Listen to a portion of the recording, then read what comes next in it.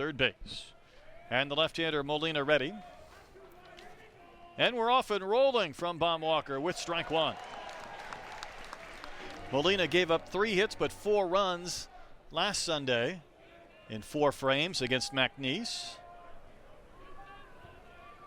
Went back out there for the 5th inning, gave up 3 base runners, all 3 scored. So instead of 4 innings, 1 run, it ended up being 4+ innings and 4 runs. And it felt like, Troy, he was up in the zone a lot last Sunday. Yeah, it was. He normally likes to live down and away. He's not afraid to pitch inside, but yeah, he doesn't have the velocity like Hagen Smith does to go up in the zone and elevate. And that's a wave and a miss. So all 3 games in this series have started with a Tiger going down on strikes. Well, that's that deadly changeup, especially against right-handers. See it go down and away from Moore right there. And again, it looks like a fastball out of the hand. I'll tell you what, as a former hitter, that was the toughest pitch for me to pick up, was that really good changeup. So Molina with the K. And this is Trevor Austin. Now, Austin, a couple of days ago back on Friday, had the very first Mizzou hit when he doubled in the 4th inning against Hagen Smith.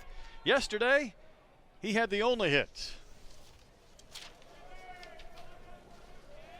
They have definitely been few and far between for the Tigers so far. It was the first combined one-hitter for Arkansas since 2019. That was a game against Western Illinois. And it was the first time Arkansas had consecutive SEC shutouts since 2007, but that was in the conference tournament. If you take a look at the last time they have done that in the regular season as far as back-to-back shutouts in league play, well, you go back to when they faced the Rice Owls, yes, 1978 in the Southwest Conference. Wow, that has been a few years.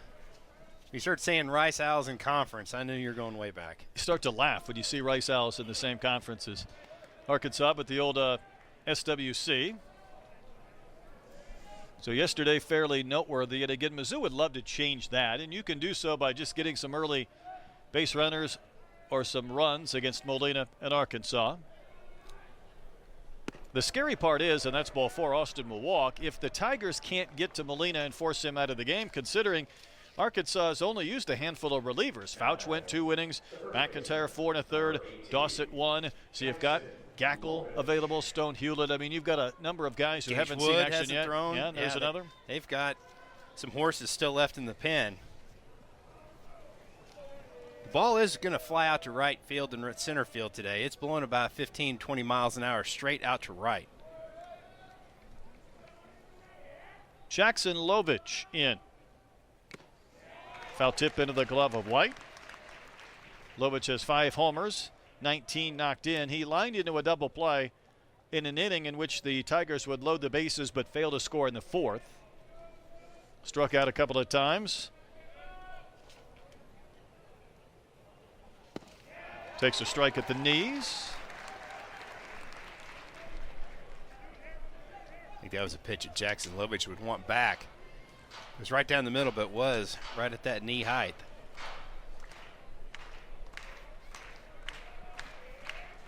Austin 0 for 2 in stolen base attempts. He'll draw a throw and back in easily.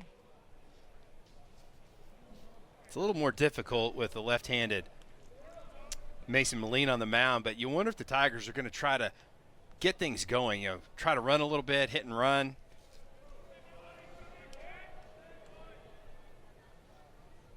That's a wave and a miss. I think you'd like to press the issue a little bit, but again, that's 26 strikeouts in 18 2/3 innings, so you're always risking the potential of a strike him out, throw him out. Yeah, I think so. And against with the wind blowing out, even with a couple outs, you might get somebody hit a fly ball, but that's a great job by Molina, climbing the ladder against a really tall Lovich, and that's a tough pitch to lay off of and a tough pitch to handle. This is Thomas Curry, the DH. He looks like he could hit one 600 feet, doesn't he? Big dude, and he's hit a couple of home runs, batting cleanup as a true freshman. 14 runs batted in for the Wisconsin native.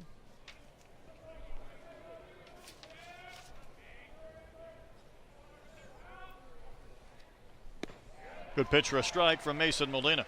And he is absolutely painting that outside corner And again, as a hitter, you really don't want to offer at that pitch because nobody sits on the ball on the outside black. Lovich really deep in left, as is Diggs in right. It's hitter-friendly day. And that pitch above the belt and missing to Thomas Curry.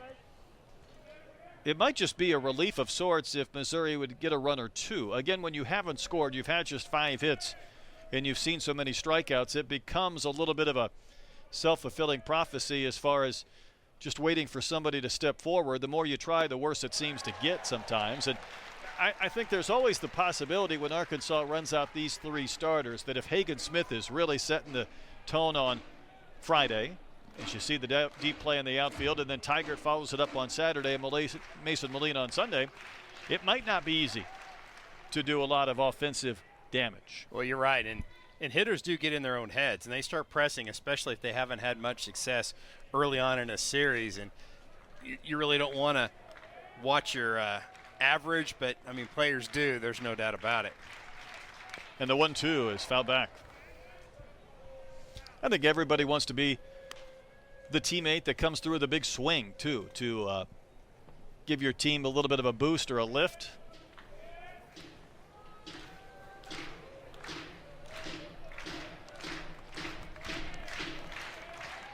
Strikeout, walk, strikeout to begin the top of the first inning. Molina's next pitch, that one not close. That's one of his few misses that's been wildly out of the zone. Yeah, I think he just tried to overthrow that fastball right there. And again, you're probably going to see him try to come back to Curry with that changeup down and away because you don't want to miss this one middle in. Long pause from Molina before a flip to first, and they have another one picked off. Austin will run towards second, easily tagged out by Stovall. And sometimes that's why you don't run. It feels like the Tigers have given away a few base runners. So Rustad ready to face Peyton Stovall. Hit a home run this series. He's going to take the first pitch into left center for a base hit, retrieved by Corona, and played back in to keep Stovall to a long single. So Peyton already 10 hits and 24 at-bats since coming back from that broken foot. Well, it really didn't slow him down at all with that foot injury. And again, he worked really hard to get back and watched a lot of pitches before he was able to swing the bat. And you can see the results of that hard work. Brings up Kendall Diggs. Rustad was holding his glove to his ear, so I think he's using that earpiece again rather than the watch. So no signs relayed in from the catcher, Cerna. And all Diggs has done is go 3 for 8 with a couple of homers and 3 runs batted in this series. And Arkansas again yesterday in that 6th inning. Remember, they had just 1 hit through 5 innings. They started the 6th with back-to-back-to-back homers. Stovall, Aloy, and then Diggs. And if that sounds somewhat familiar, well, it should be. They had 3 straight homers in a game last year against Illinois State. And the unique part about that, I mean, it's hard to hit 3 straight homers. Stovall and Diggs were part of that with Caleb Cali. So 2 of the 3 were part of it back-to-back years. Don't you know they were talking about that in the dugout? Hey, last year this happened again. Just like that. Diggs drills one to the gap in left center field. This ball headed back to the fence, and it short hops the wall. Can Stovall score from first? He's going to be waved in, lumbering to the plate. The throw's cut off. Stovall's out of gas, but he scored on the double from Diggs, and Arkansas strikes first. And Kendall's knocked in another. And wouldn't you know it, when you're still trying to come back from a broken foot, you have to comprise a run from first to home. Nate Thompson almost looked like he was going to grab Stovall by the back and throw him toward the plate. So this ball was absolutely smoked into left center by Kendall Diggs, and Stovall, he was off to the races. Again, the carom was played pretty well by the Tigers, and again, Stovall, he is just laboring. This is a look of exhaustion right here.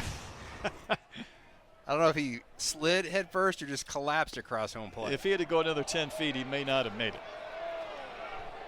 Vahiva Aloy takes one at the top portion of the zone for strike 1 from Rustad.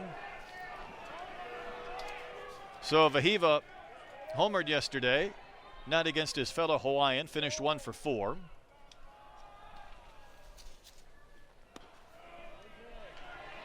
Yeah, you think about the day that Pimentel had. He really had Arkansas's number. They could not do anything with the left-hander. And luckily for the Hogs, they drove his pitch count up, and he had to exit the ball game. That's when the success started.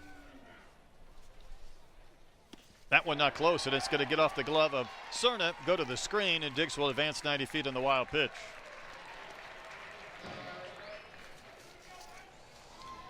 We talked about Rustad's good numbers, and for good reason. 6 innings, 1 unearned run against Purdue Fort Wayne, a couple of runs against Northern Kentucky in 4. Really's only had 1 subpar outing, and that was 3 earned runs in 4 1/3. 5 scoreless with 1 hit against Cal Poly. Arkansas has a run and another runner 90 feet away. That's a wave and a miss. That was, again, above that belt, and Vahiva took a big wave and a miss. Yeah, the Tigers are playing the infield back. They're going to concede this run and trying to get it out this situation. Rustad could use a K. And that one fouled right back.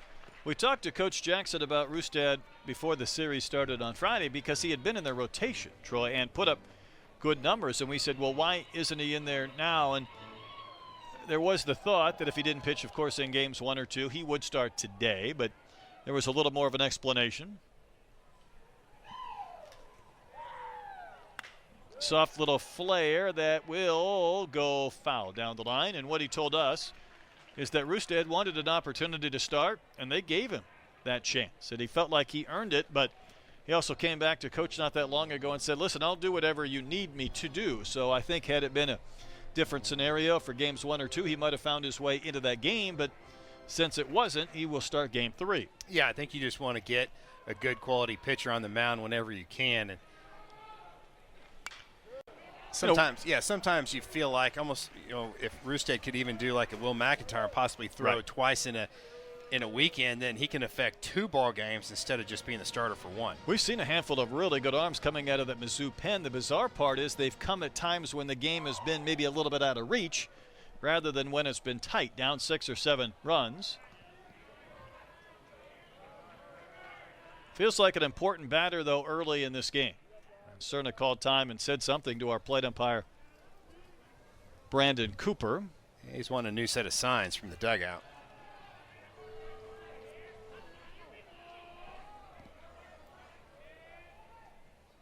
Aloy waiting on another 2-2 pitch, and that's down and out. That has been the pitch that Vahiva Aloy has been able to, especially late in the count, lay off of. Sometimes early he might chase at that breaking ball down and away, but as he gets a couple strikes, it seems like Vahiva kind of tightens that zone up just a bit.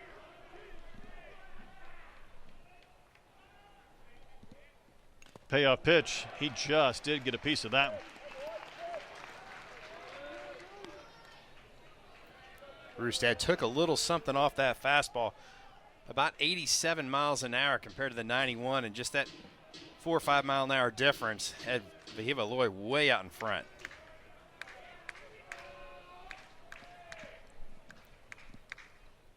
Another pitch to Aloy and another ball smashed off the Tigers dugout. I tell you what, you better be ready over there in that third base dugout. It has been a little dangerous. I've had a few guys just about taken right off that railing. This will be the 15th pitch already this inning, and Rustad looking for his first out. Long pause before the payoff pitch. That's outside, that's a walk, and I don't think Rustad wanted to lose that considering how many pitches he invested. Double play is now back in order, but again, the first 3 Hogs have reached base. Well, it doesn't get any easier with Ben McLaughlin. Ben's 0 for 7 in this series. See if he can change that. Yesterday did walk and score a run. He has settled in as the everyday first baseman for the most part.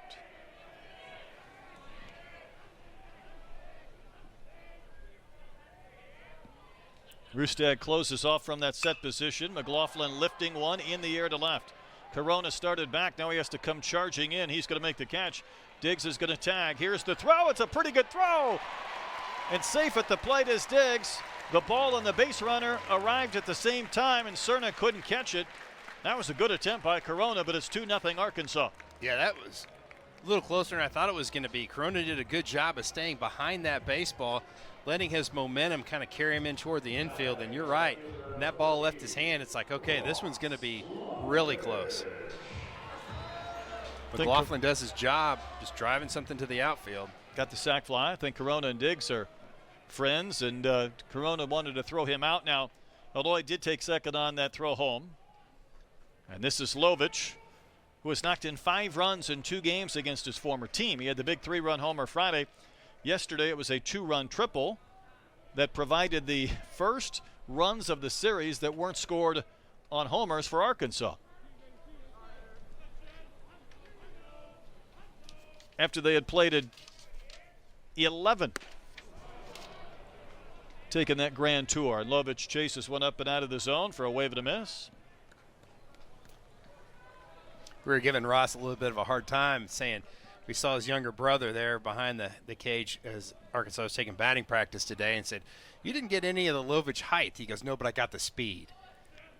Got to have the quickness. If you don't have the height, his brother, we've seen Jackson at first, a tall drink of water, and Eli, the high school senior from the Kansas City area, is here today.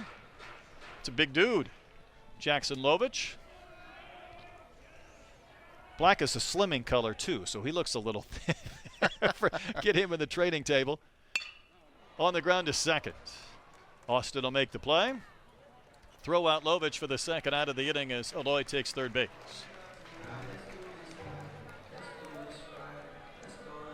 Yeah, Roostead would really love to get out of this inning, only giving up 2. The way things started with, you had Stovall with the single, Diggs with the double, and then a walk to Aloy, and you kind of felt like, okay, this inning's about to get away from me.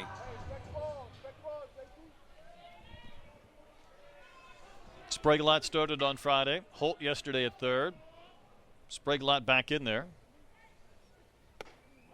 He's knocked in 6 runs despite 16 hits. He's had a lot of hits, had a big batting average for a long time, and that RBI number is the only thing that maybe is a little bit out of whack, but he has a chance here to pick up Aloy from third and cash in the 3rd run of the frame.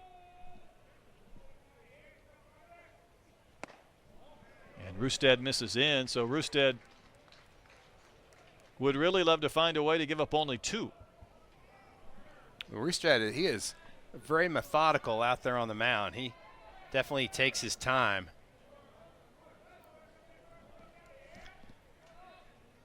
Yeah, even with the pitch timer, he's a little bit slow.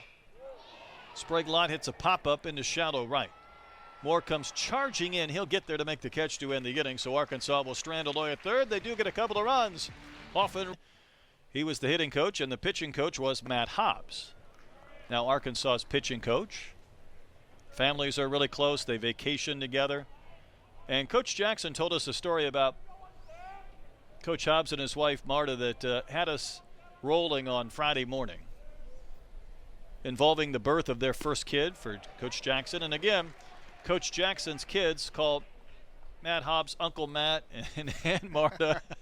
I mean, that's how close they are. That's awesome. They were leaving the Big 12 tournament in Oklahoma City, and Coach Jackson's wife was going into labor with their first kid. So now they have to drive from Oklahoma City to Columbia. Already you know this is not going to be a nice, easy story. As Thomas Curry takes one high for a ball. They got to about Springfield, the water breaks. They get to Lebanon, Missouri, and now they're stuck there at a hospital, and they decide they don't want the baby to be born in Lebanon, Missouri. Nothing against Lebanon, but I'm sure they have better doctors where they could get home. So Matt Hobbs' wife was with them, and that one popped back and out of play. And when they decided to make that break for Columbia, Coach Jackson said he was driving 95. Now, this is through the Ozarks, right? Whether I don't know how you drive 95 anywhere. Nothing straight. Back and forth. And Matt's wife was trying to calm Coach Jackson's wife before the birth of their first kid. So, as you can imagine with that story, the relationship goes deep. You're gonna be really close when that happens. 2-2 to Curry, and that is strike 3. Breaking ball at the top of the zone, Molina the K. Curry doesn't like it. Trackman did, and Molina gets his 3rd strikeout. Yeah, out of the hand of Mason Molina. This definitely looks like a ball. And that's a really good job by Hudson White to catch that baseball close to his chest. You can see he really didn't go out and reach out for that one, and got the call by home plate umpire Brandon Cooper.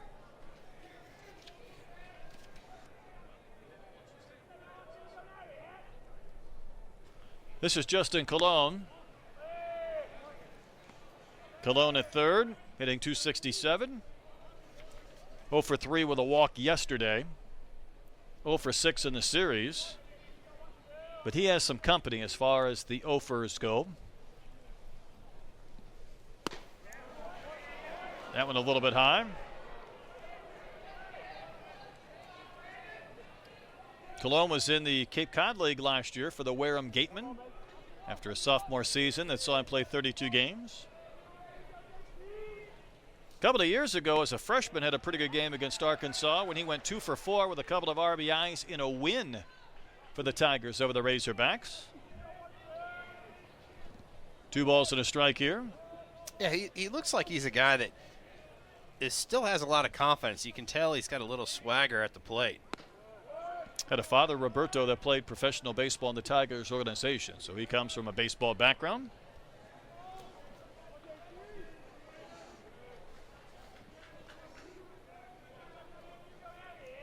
So from one Tiger to another, Mizzou to Detroit, or Detroit to Mizzou. That's a swing. That's a strike. It's one of those swings that looks like it's almost going to break your wrist. Remember, though, it was Colon swinging at a 3-0 pitch in the 9th inning yesterday that left us a little bit befuddled. And talking to a few people in the Arkansas dugout, they were befuddled too. Here's a payoff. That's strike 3 called. Neither Tigers cared for the strike 3 call, but I think both have been in the zone, and Brandon Cooper's gotten them both right. And that is now 4 Ks for Mason Molina. I don't know why he thought this ball was down, did Colon. I mean, that thing is right there, even above the knee. I just don't think he thought he was going to see a fastball in that situation. Either that or, yeah, just angry that he didn't pull the trigger. Yeah, maybe it was more frustration with himself. This is Danny Corona. And this is a bat these Tigers need to get going. And sometimes you throw a guy out there when he's scuffling a bit and you say, listen, we know that your track record has been one of success. Now just go do it. But hitting 174 with 4 runs batted in, it's nothing like the guy that last year had 13 homers, 45 RBIs for a College World Series Wake Forest team, hitting .285. So, Troy, you look at those numbers. Again, 13 homers, 45 RBIs, had a 3-homer regional. And you wonder what he might be able to do playing every single day, and it's just been a rough month and I'm sure a lot of frustration. Yeah, I think so. And you know the talent is there, and again, you know, those are real numbers. You talk about 13 bombs and 45 RBIs. You're exactly right. But boy, I tell you what, hitting is so mental, and sometimes you just have to kind of get some bad at bats out of your system to start getting some good ones. Next pitch. A little bit up and in. I really love coming in there if you're not worried about hitting the batter. Right. Hitter's not going to pull the trigger on that one, even with 2 strikes. Yeah, that's a great pitch. It's a really close miss by Mason Molina. Now he can set him up with a slider down and away. And the 2-2. How about a sweeping breaking ball? Strike 3. And Molina strikes out the side of the team over the last several years that have gone on to the pro ranks. And then you mix in some good young freshmen like this guy, Nolan Souza. He takes one a little bit low from Rustad. You know, Major League Baseball this week has thrown out that spring breakout concept, and it's just been fantastic, where a lot of teams are playing spring training games with their top prospects. There's a ground ball to the right side, fielded by Austin. Going back to the bag is Lovich. They were able to execute that to retire Souza and keep him from getting a soft single into right. That was a really great job, not only by Austin to cover that ground, but Lovich is a first baseman. You got to remember he came from third base to first base. As a first baseman, your first instinct is to go after that baseball, and then there's nobody to cover first base, but that pitcher doesn't get over there. So that's knowing your infielder that he can make that play, and you cover first base as a first baseman. It's Hudson White, 1 for 4 back on Friday. This spring breakout, though, has been fantastic. And I think the other day we saw Paul Skeens going up against Jackson Holiday, and all Skeens did was go 101, 101, 102 in his first 3 pitches for the Pirates. That's not even fair. And it's a way to kind of televise a game in the middle of spring training that can be a slog, and each team gets to feature their top players and their top prospects, and usually it's televised back to the market. Well, Arkansas had several former Razorbacks participating. Kind of been fun to watch. As White will pop one up foul and out of play.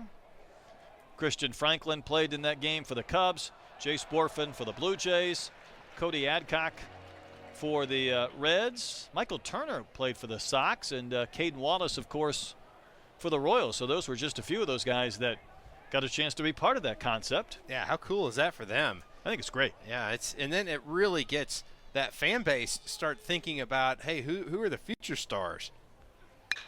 2-1 to White. Hit high in the air, playable right center. Curtis over into the gap will make the catch, and that's the second out. It gives those guys a taste, a bit of spring training or a big league game, even if they aren't in big league camp.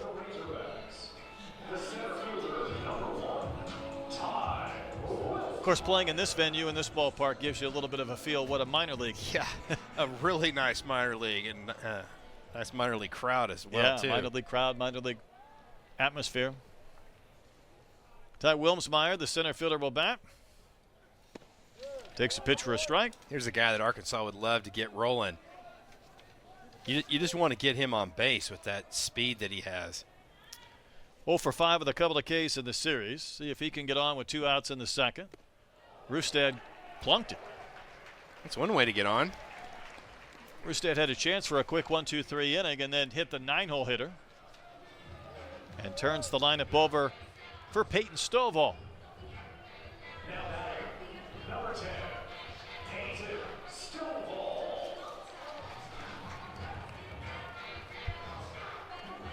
See Wilmsmeyer checking his wrist right there with the device. You got to be careful that Lovich doesn't see it, right? I mean, you're holding that wrist out there, and you're looking at your watch that might say hit and run or steal. You don't want the enemy to pick that up. Maybe it's like those computer screens that you have to be straight on. Like you look at it from the side and you can't. It kind of gets blacked out. Got to hide that device. Got to be a little more stealth with that peak of that sign or whatever it's going to be. Stovall will take a strike. Stovall singled in the left center to begin the bottom of the first and would score all the way from first on a Kendall Diggs double. And you see the dirt covering his uniform number. Went in with a dive across home plate. I think I'm going to categorize that slide at home plate by Stovall as a flop instead of a dive. He was at the end of that route one way or another.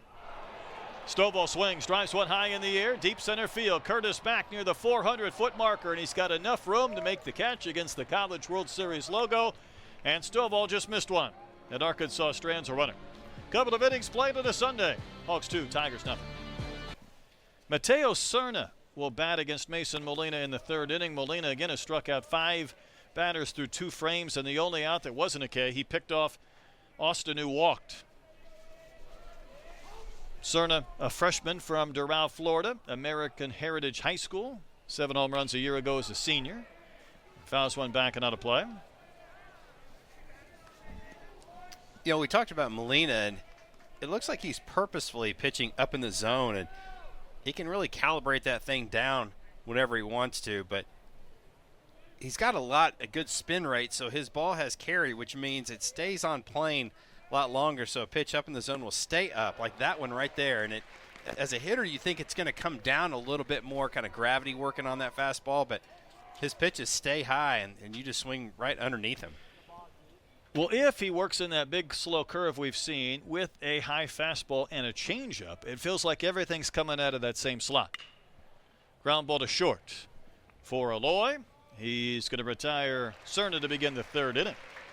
If that fastball's coming out hot and that curveball comes out hot but drops, and the changeup also looks like a fastball but drops, you get 3 different pitches kind of coming out of that same tunnel. Yeah, it's a tough combination, and I tell you, Molina's one of those guys as a hitter, you just don't know what to look for. You can't sit on anything because all those pitches are so different. They're so dramatically in velocity and movement. He's the guy that just frustrates you. Jerry Curtis back in center, takes strike one. I mean, who sits on a changeup down and in? Right there. If you're going to set up on a changeup, you think it's going to be down and away, and you see it coming in, you're like, okay, well, that's not a changeup, that's a fastball, and it just drops in the bottom part of the zone. Curtis squared to bunt, took one high. Curtis has one of the 5 hits for the Tigers this weekend. He doubled to rather deep left center in the 8th inning on Friday against Fouch. Remember, that was the game where Mizzou didn't get a runner to third base. Now, yesterday they ended up leaving the bases loaded in the 4th inning, and they didn't get a runner to third base after that. Yeah, it's offense has been a little bit of a struggle this weekend for the Tigers. They're just trying to find somebody to spark that offense.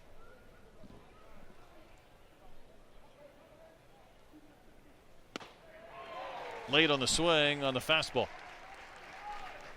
Again, just amazing location right there. It is on the very outside corner.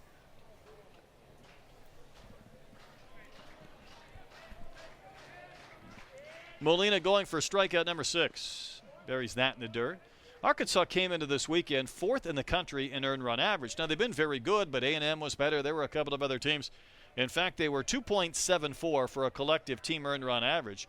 Over these 2 games, back-to-back shutouts before today, they've dropped it a quarter of a run down to 243. And there is strikeout number 6. Molina Wilkay, Jerry Curtis here in the 3rd inning. Again, just working that pitch. That ball's off the plate, maybe a baseball or 2, but again, when you're around the plate consistently, it's going to make those hitters expand, especially with 2 strikes. Drew Culbertson, the shortstop, will bat. A little bit of a back issue maybe at times this year, but he's in the lineup hitting .267.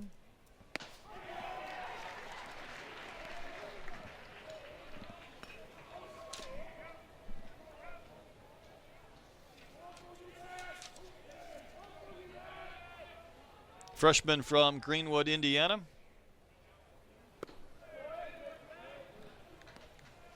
Start to think about Mizzou, and as they build this program under Coach Carrick Jackson, I'm sure you'd like to keep some of the top players from St. Louis and get a couple of players from Kansas City. Maybe work the upper Midwest for kids that want to be part of the SEC or feel like they aren't getting an opportunity at a Arkansas, for example, or maybe an Ole Miss or an LSU. Get into that portal and grab a couple of guys. Yeah, I think you're right. I think it's going to be a combination.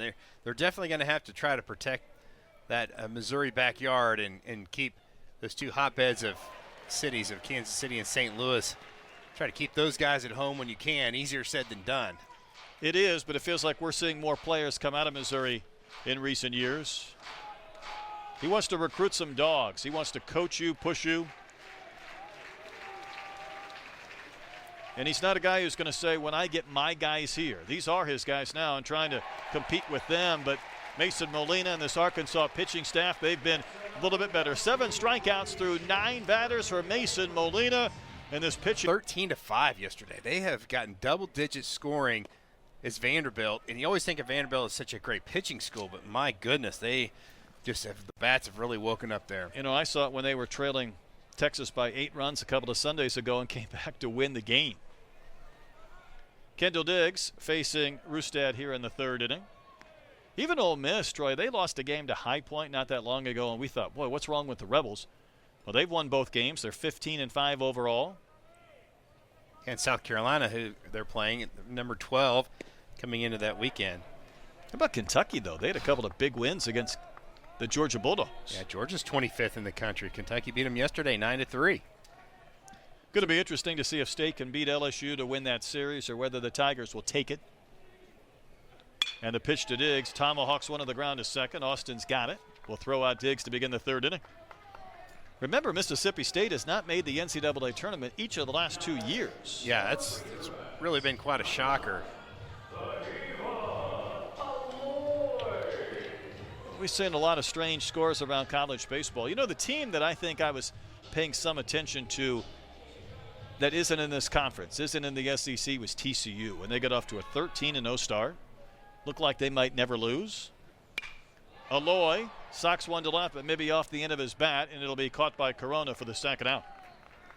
You realize that TCU, after starting 13-0, they are 1-4 in the Big 12? Wow. Nearly got swept by Kansas. Had to come back from a 4-run deficit to avoid what would have been an 0-5 start. Yeah, I wouldn't have bet against TCU in that series. I think the craziest game yesterday around college baseball, and you're talking about great pitching performances like we've seen here, as McLaughlin bats, takes one a little bit in. Southern Miss and Marshall had combined 7-inning no-hitters. They went into the 8th inning. Neither team in the game had a hit. Both teams got a solo homer in the 8th inning. They ended up going 13 innings, and Southern Miss takes down the Thundering Herd 2-1. When was the last time you've seen a combined no-hitter into the 8th inning? Never. Okay. Yeah. That's Southern Miss, the longtime legendary coach Scott Berry actually played for Scott Berry in summer ball in 1987. Retired last season after a great campaign that he had there at Southern Miss. Gosh, he had some great teams. 2-1 to McLaughlin, waves and misses. Then had a sac fly back in the first to give Arkansas 2-0 lead, and that's where we have been since.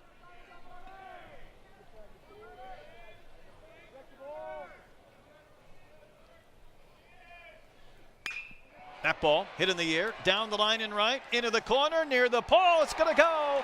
Home run, Ben McLaughlin. His second of the season, and Arkansas has jumped the lead up to 3-0.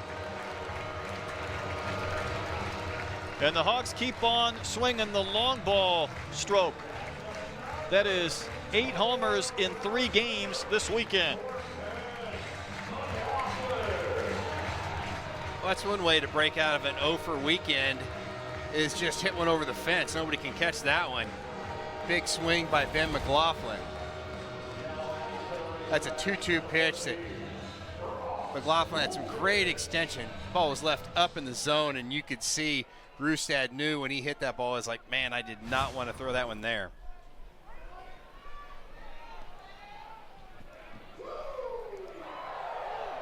It's also 11 homers in the last 5 games for the Razorbacks.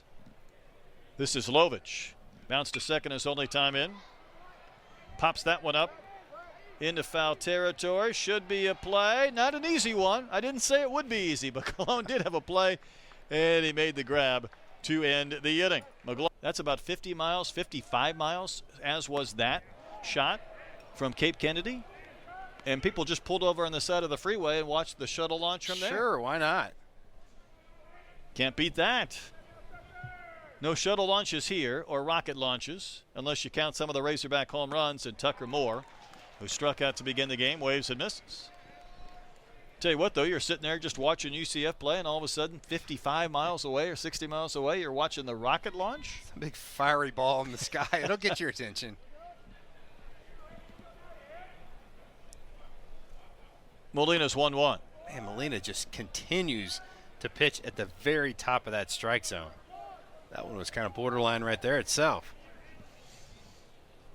Yeah, 7 strikeouts through 9 batters. That means Mizzou has struck out 31 times in 21 innings.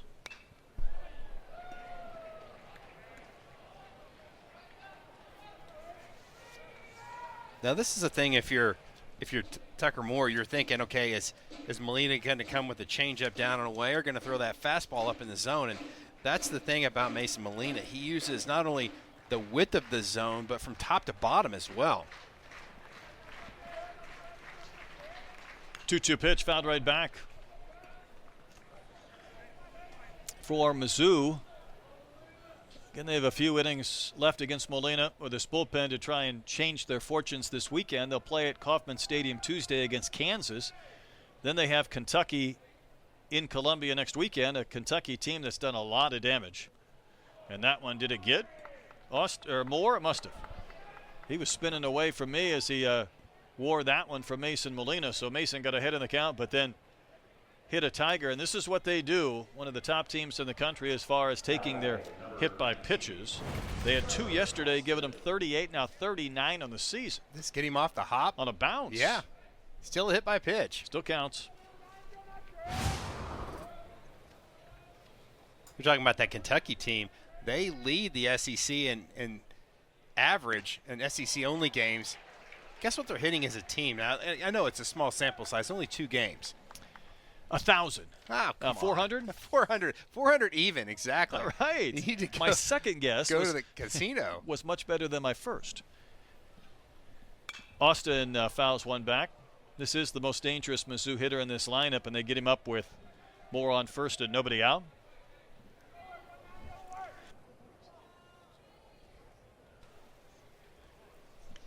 Coach Jackson said Austin is a baseball player. He isn't someone who plays baseball. He is a baseball player. 4 home runs last weekend. I think at times with 7 first-year players, might have felt a little bit of a self-induced pressure to lead. Coach Jackson told him to be the glue guy that holds people together. Doesn't have to carry people, just kind of keep everybody together. Often running is more. This is a good throw from White in plenty of time to cut down more. Troy, they've had 2 base runners, and they've lost them both. Yeah, that's really tough. That's a great throw by Hudson White. But, again, he gets a pitch that's almost like a pitch out. It's up and away in the zone. Watch where he catches this baseball. He takes a little peek, and look at this pitch is. It is just a perfect spot for Hudson White to take it, and great tag right there by Peyton Stovall. Nothing the runner could do. 1-2 to Austin, and that's up and out. Last year, the numbers of throwing out would-be base stealers, they weren't great for White, but what Arkansas's staff did is they went back and they kind of watched some games and watched tape, and they felt like the Red Raider pitchers were slow to the plate, which, of course, impacts any ability to throw guys out. Well, I think what it does, too, as a catcher, it just makes you rush. You know, when you know you're getting the baseball maybe a 1/10 or 2/10 of a second slower than you should, you've got to try to make up that time somewhere just to throw a cannon down to second base or speed up your exchange. 3 balls, 2 strikes here in the 4th inning. Molina's pitch to Austin. Popped up, should be playable. Stovall is going to give way to Diggs, who's got the better angle, but he had a lot of ground to cover, and he'll make the play and avoids any collision. 2 outs. It's a good job by Stovall to peel off when he heard Diggs call him off. And again, that wind just kind of pushed that out toward the outfielder. Got a little bit of a shift in the wind. Looks like it's blowing out a little more to left field now. Talking about a guy that could take one out of the yard, it's definitely Jackson Lovich. Went down on strikes in the first. 5 home runs on the season.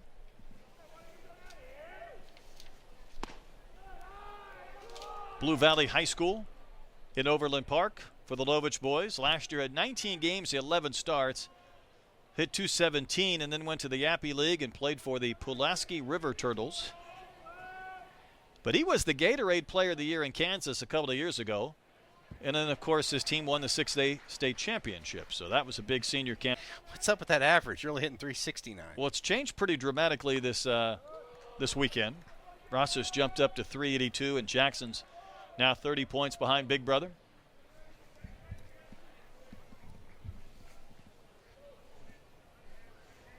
Bases empty, 2 outs in the Mizzou 4th inning. Next pitch from Molina fouled back. Tigers having a few better swings maybe here. Second time through against Molina, but still have not advanced anybody to second base yet in the contest. Well, I think a little bit of that is Mason Molina kind of pitching from behind this inning. You know, before he was up in front, that first pitch, Arkansas pitching staff, they talk about it's a race to 2 strikes. How fast can we get to 2 strikes? And it seems like this last inning it's kind of eluded Mason Molina just a bit. Good look at Matt Hobbs, pitching coach for Arkansas. 2 balls, 2 strikes. And there is a wave and a miss. 8 strikeouts for Mason Molina. Faces just 3 batters in the inning.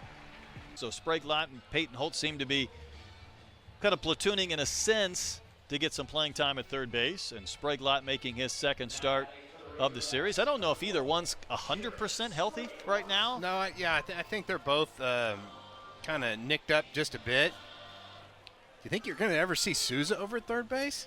Well, I'm curious. It wouldn't surprise me. I don't think that bat's coming out of the lineup anytime soon. Sprague-Lott will roll one to short. Nice stop by Culbertson. Pops up, throws to first. That is a big-time play to retire Sprague-Lott to begin the bottom of the fourth inning. A sliding stop from Culbertson, an even better throw, and Jarrett out by a step. Well, that is a Sports Center play by Culbertson. Look at the break by Drew off the bat. He goes deep in the hole. You talk about a long throw. That is an absolute dart. Not only a long throw, but accurate as well. So Souza is 0 for 1. Rolled out to second his only time in. Going to be 2 outs on 2 pitches if this one is caught by Lovich, and he will, to retire Souza. 2 outs.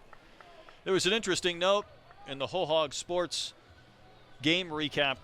Not sure if it was Matt Jones or Christina Long, but they said from 2003 when Dave Van Horn took over as Arkansas's head coach through 2024, there have been 8 Hawaiian players in the SEC. 3 of them were in the game yesterday with Souza, Aloy, and Pimentel. Yeah, that's pretty crazy.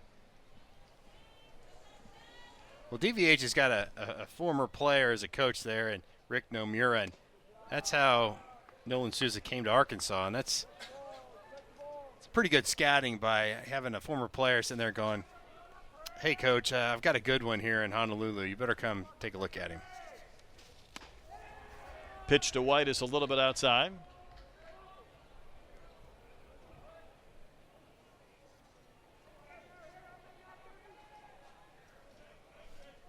Couple of quick outs in the fourth as Rustad has settled in. Arkansas got 2 runs right out of the gates. And then McLaughlin had the 2-out homer last inning. That's it. But at times, a 3 or a 4-run lead might feel like 6 or 7 right now, the way this Arkansas staff is pitching. Yeah, they were really throwing the baseball well. Liner right to second, right to Austin. Hogs set down in order. We played 4 innings on this Sunday afternoon. It's a 3-0. Of course, that hasn't happened in a long time. This is Thomas Curry, struck out looking his only time in. Fouls one back. Arkansas did have back-to-back shutouts against an SEC team in the SEC tournament in 2007 against Alabama and South Carolina. They did have wins of 2-0 and 3-0 back in April of 2018 against South Carolina. Both of those games were 7 innings. Feels like to me maybe Carson Shaddy had a homer in both of those games too, if I'm not mistaken. But those were 7-inning games. And we mentioned that the last time Arkansas had done it in 9-inning games in conference play, you have to go back to contests against the Rice Owls. And that's in the way back machine in the 1970s, 78 in the Southwest Conference.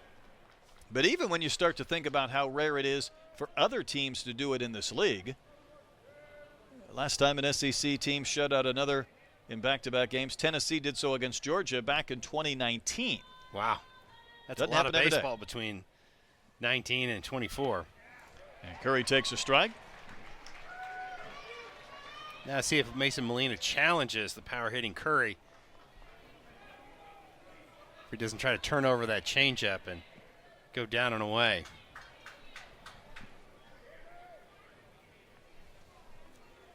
Curry leading off the 5th inning. Watches ball 3 run up and out.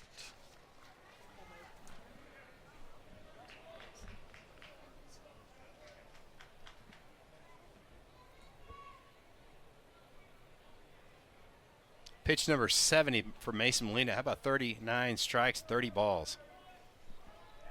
His payoff pitch, caught on and missed. Strikeout number 9 through 4 1/3 innings for Mason Molina. Boy, he is. Whenever he's needed a big pitch, he's found one. And you got to love when you've got a catcher like Hudson White. You know, if you're Molina, you can just bury that one down in the dirt and get the strikeout.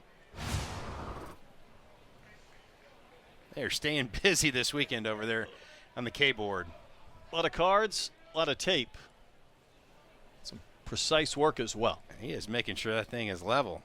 Justin Colon takes strike one. He also went down looking in the second inning, but everybody did. All three batters that Molina faced in the second struck out looking.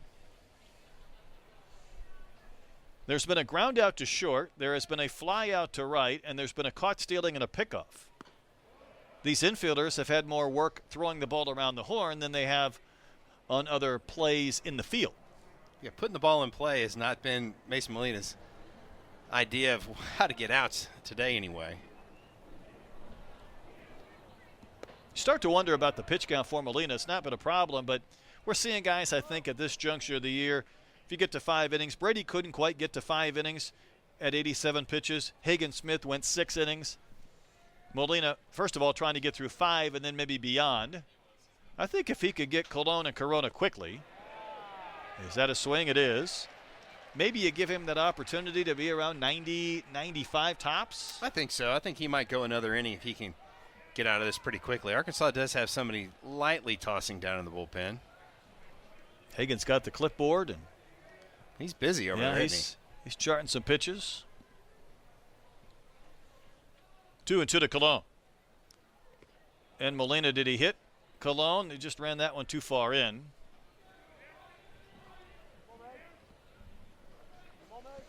There's Cody Frank. And again, there's a lot of available arms in that Razorback bullpen.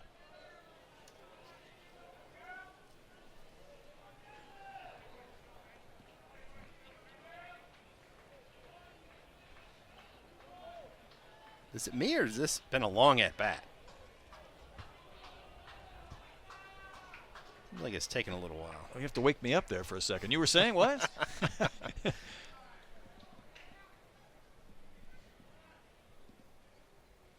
And a 3-2. That's ball 4. So Molina issues his second walk to go along with one hit batter. And the Tigers have a base runner for Danny Corona. Again, Molina, if he's going to miss, he's been consistently up in the zone. And it seems like a plan for Mason Molina on this Sunday. Corona also struck out his only time in. See if he can provide the Tigers with a big swing. If I was a Tiger base runner, I might just staple myself to that base. Again, they've had 2. One was picked off, one was out trying to steal. Yeah, you're down by 3, and you just can't afford to give up a base runner. If somebody gets a hold of one and hits a home run, you don't want it to be a solo shot. Well, Mason's lost a little bit of the feel in the last 3 or 4 pitches, and White will walk the baseball back to the mound. Yeah, as soon as he threw that pitch, he went up there and kind of licked his hand like that ball slipped out of his fingers.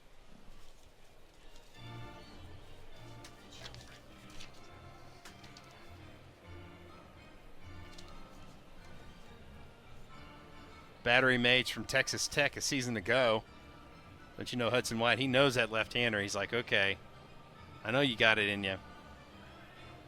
Kind of recalibrate just a little bit. See Hudson White, he's got that earpiece, got the device strapped to his back. He's got the pitch comm on his shin guard.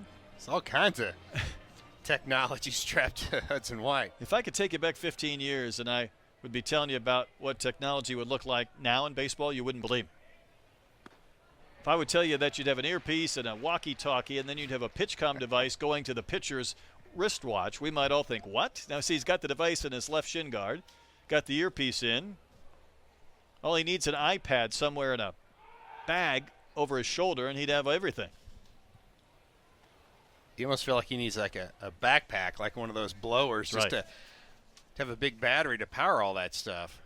Like the Jetsons. 1 on, 1 out, 1 ball, 1 strike.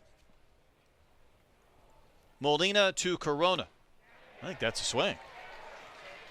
Our plate umpire, Brandon Cooper, says it was a swing. No appeal needed. It's 1-2. Yeah, I definitely thought it was. You see that Corona got locked up on that high fastball. Another one up in the zone by Molina.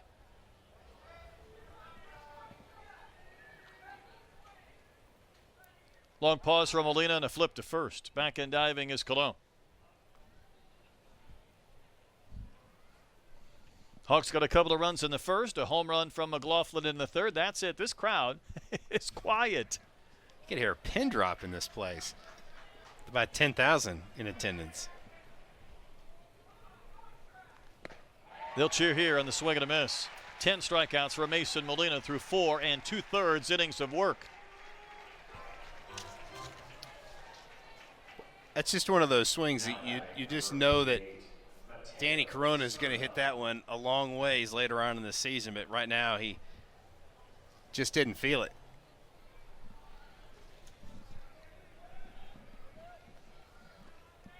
Cerna, the catcher, in.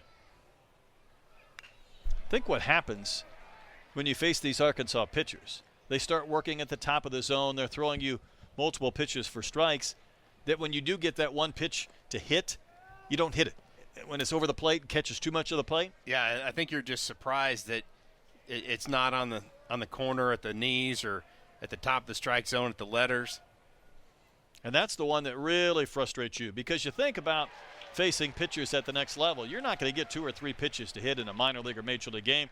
And even against really good college pitchers, you're not going to get multiple pitches often. You might get one, and when you get that one, you don't want to foul it back. You don't want to miss it.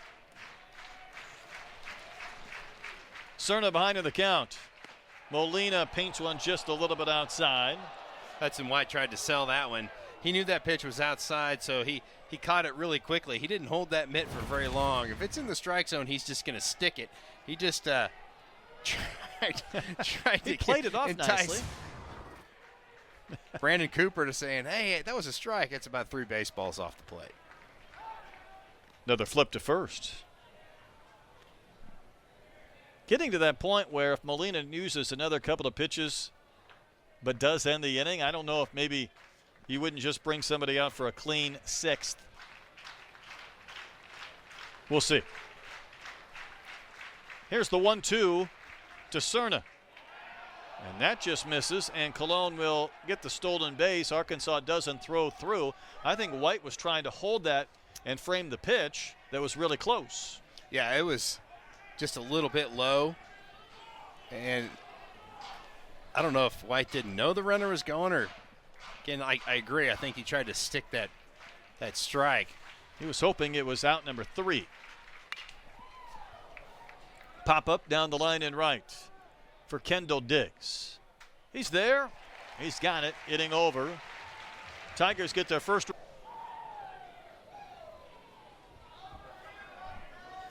Hit by a pitch in the second was Ty. Good pitch in there for a strike.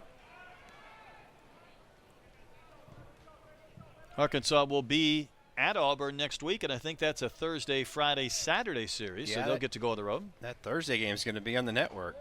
With no midweek game. And they said they couldn't get one. Talking to Coach Hobbs, he said they tried and were willing to even go on the road. And a little odd being spring break, but also if you're going to play that Thursday game, at least it gives you a little bit more prep time to travel. Break on the back end. Coach Hobbs and I are going to race to Dallas tomorrow. A lot of people will be heading home tonight and flip on Selection Sunday. A little different feel this year for the Razorbacks compared to past years. There's a one-hopper to Colon, and he can't come up with it, and Wilsmeyer will reach. Let's see how they score that on Colon. Again, as soon as that ball was bobbled, you knew that Wilmsmeyer is going to get to first base. They're going to call that a hit?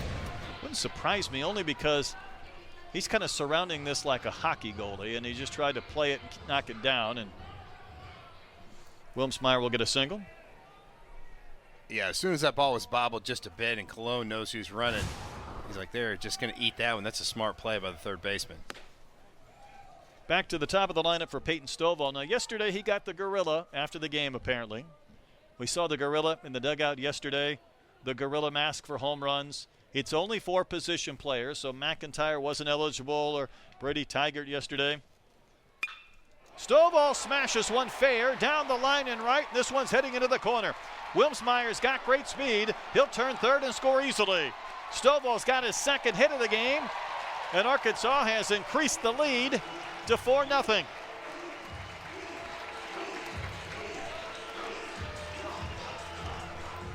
an absolute bullet off the bat of Peyton Stovall. Brett, how about 111 miles an hour exit velocity off the bat of Stovall? This is a bullet, no chance for Jackson Lovich. That one just had too much hook on it.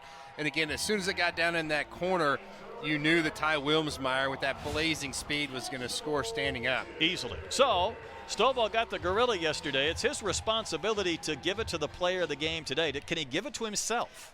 I don't know. I have to figure out what the rules of the gorilla are. Not only does it come with the mask, but then there's like a little figurine as well. Absolutely.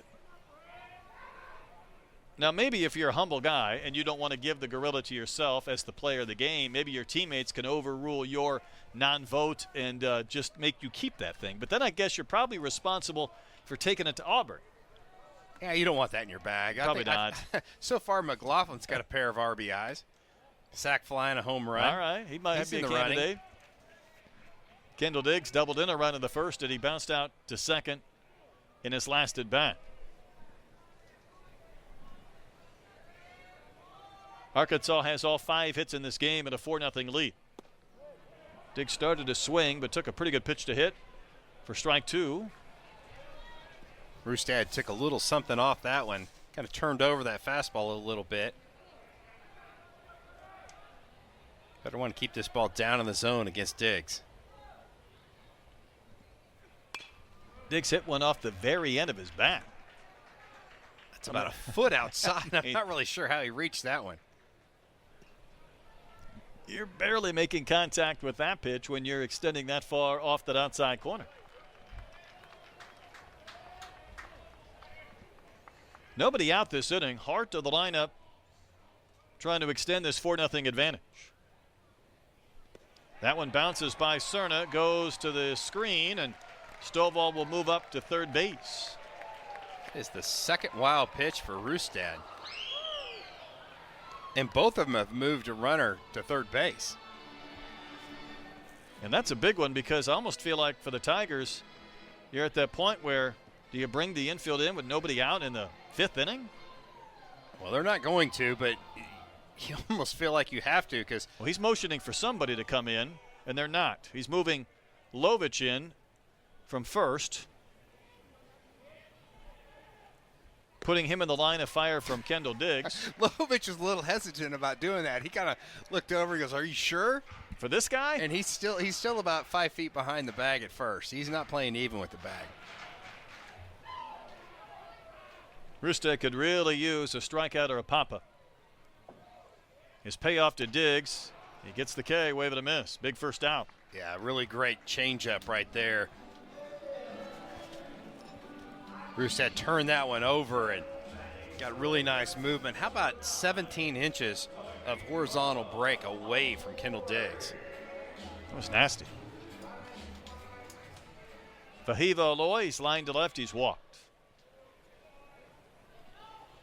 We've been working on a stance comp for Aloy all year. I had one dropped on me yesterday from Jeff Blum, who came up and joined us for a couple of innings. Astros TV. He said Bo Bichette, and I think he might be close. Yeah. I feel like you almost need to go back into the 90s or 80s to get one when the hitters weren't spread out as wide, but nonetheless, it is a little different. Works for him. Good pitch. Anthony's outside corner for a called strike.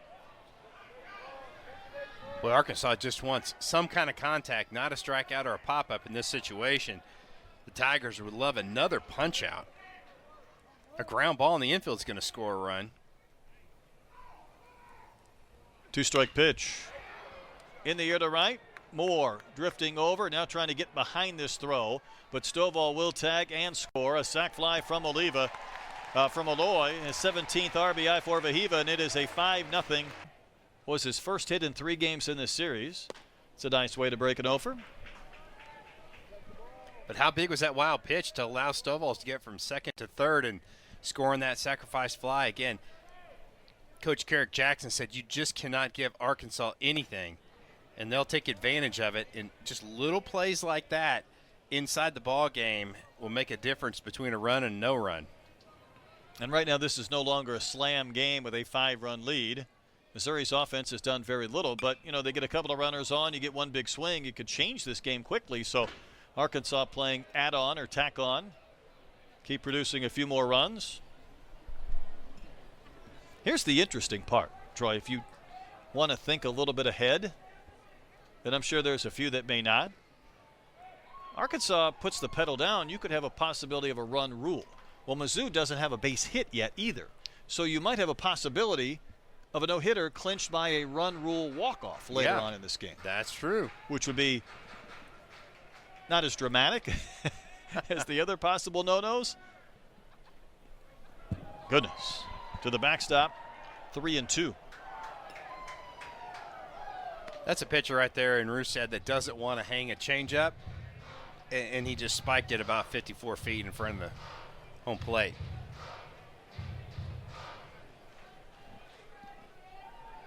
Couple of runs in the bank this inning for Arkansas.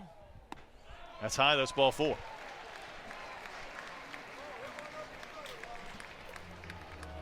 Going to bring up Ross Lovich. Pitch count still within reason for Rousted at 73. There's a little bit of action down the Missouri bullpen.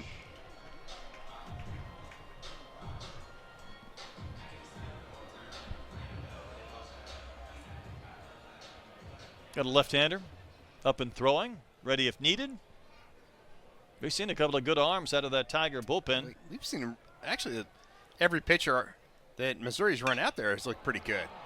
Lovich lifts one to center. Should be playable for Curtis, and it is. Hitting over. Arkansas tacks on 2 more runs. 5 complete. Yeah, just close your eyes and pick. You might win. Curtis struck out his only time in. Now everybody's bouncing pitches up there. Those things barely even made it past the grass. That might have been a 50-footer. Curtis is one of the 10 strikeout victims of Mason Molina today. Pitch number 87 is cut on and missed. Man, how about just painting the outside corner? I know I've said that about 10 times today for Mason Molina. After you throw one down in the dirt, you don't give in. You don't throw it right down the middle. You throw it right on that outside corner, almost unhittable.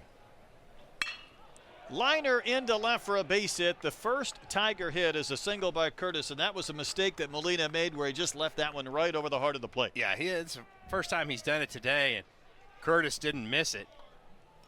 Again, that was fastball about belt high. You couldn't have put it on a tee any better. This one was right down the chute. Just ripped right past Aloy. How about 106 off the bat? He's had a couple of hits in this series, and that's saying something for a team that's had 6 total in 3 games. We were curious. Molina was kind of at that point where do you bring him back out there and let him throw another 10 pitches, or do you let a reliever come in with a clean inning? And, you know, the one thing Mason's had happen to him a couple of times where he's, say, thrown 4 innings and given up a run, and then you come back out there and you give up a couple of base runners, you leave, and 4 innings, 1 run becomes 4+ innings, 3 runs, and it affects the way your numbers look. Well, I think so. And the other thing is you had about 4 right-handers in a row for Missouri, and you've got a right-hander, Cody Frank, who is really tough on righties. So, again, I know they're trying to stretch Molina out as they go deeper into the conference series season. Well, here's the other note about that. As we mentioned, Auburn is coming up on the road starting on Thursday, so all of these pitchers will have 1 less day before their next start. Yeah, that is also true. Again, if Curtis gets picked off, I know he's got blazing speed, but if things travel in 3s with pickoffs and caught stealings, that would not warm the hearts of the Tiger faithful in that third base dugout.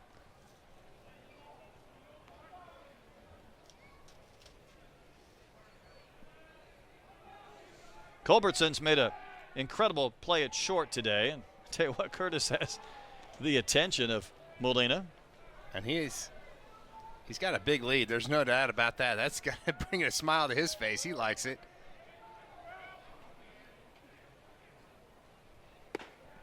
Two and 0. And that's the hard part. You get so concerned with that runner at first base, and then you kind of lose concentration at the hitter at the plate.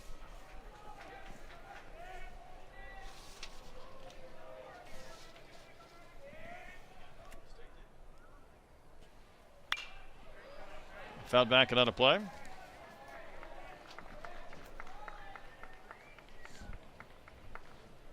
Culbertson batting ninth.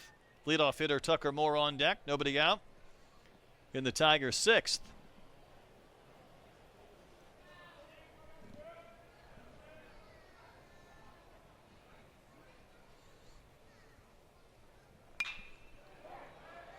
High pop-up, shallow right. In fact, this ball's carrying a bit out there towards Diggs. It's first out. Diggs hasn't had many plays at times this year. He had one that ricocheted off the side brick wall in foul territory, nearly hit him in the head, and hasn't had many since. Well, today he's had 3 putouts on a windy day. Yeah, you're right. He did a good job of letting that baseball come to him. You know, a lot of guys that are still trying to learn that outfield position, they'll run in on that ball, and then next thing you know, they're having to scamper back. And Diggs just played that wind very well. Not his first rodeo out there. Tucker Moore was hit by a pitch in the fourth, and he was thrown out trying to steal.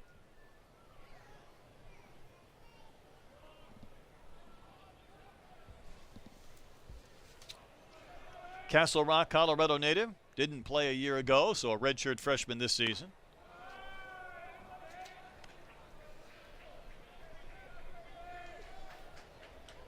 This was a guy who came in as a catcher, really good athlete. Switch hitter, now only bats right-handed. Feel like he's got a chance to be a dude, and they want his confidence to follow suit. As he takes a strike. And listen, I think when you're in the first year of a program like Carrick Jackson, you're not exactly sure what you have until you get into your freshman fall or that first year. And some of these freshmen come in, and when you get excited about a few, it gives you a lot of hope going forward.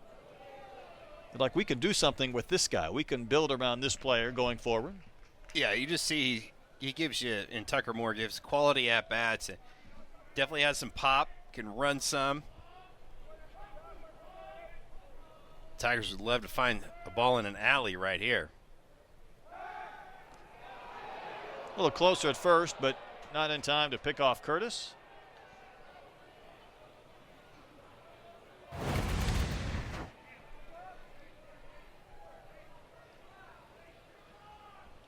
Pretty good move by Molina. He put that to that back tip of the base. And you would think the Tigers down 5-0 wouldn't be running. Curtis has great speed, and they have tried to run a couple of times unsuccessfully. And Molina's kind of dug himself a hole right here, 3-1. Pitch to Moore is outside, ball 4. So for the second time today, Mizzou gets a runner to second base. And that's going to do it for Molina at 97 pitches through 5 1/3 innings of work.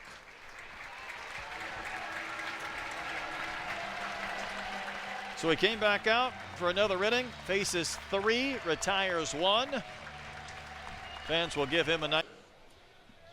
This has been a comfortable game for Arkansas, but if Trevor Austin, their power hitter, would knock one out of here, it'd be a 5-3 contest in a blink of an eye. And the wind's really blowing out to left center, to right field, so anything in the air is going to really carry. You even saw that pop-up that carried about halfway out to the outfield to Kendall Diggs.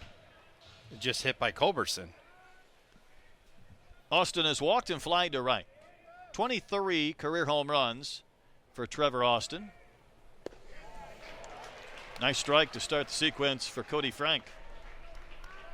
I think that Frank is going to live on that outside corner against Trevor Austin. You're right. He's got some pop in that bat.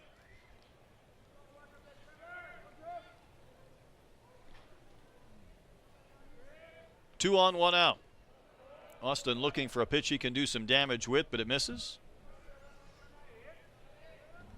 7 long balls on the season, 16 RBIs for Trevor Austin. Yeah, he had 8 all of a year ago, and he started pretty much every game. He could get number 8 here. 4 last weekend in 4 games against Purdue Fort Wayne. Take strike 2. Frank's got some pretty good tail in that fastball. He's kind of got that 3/4 delivery, and it runs up and into righties.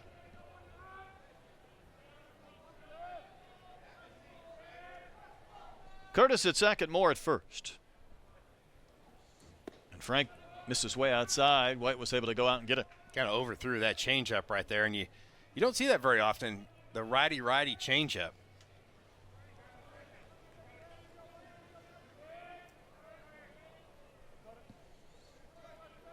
Can Frank get a ground ball and a chance to turn 2?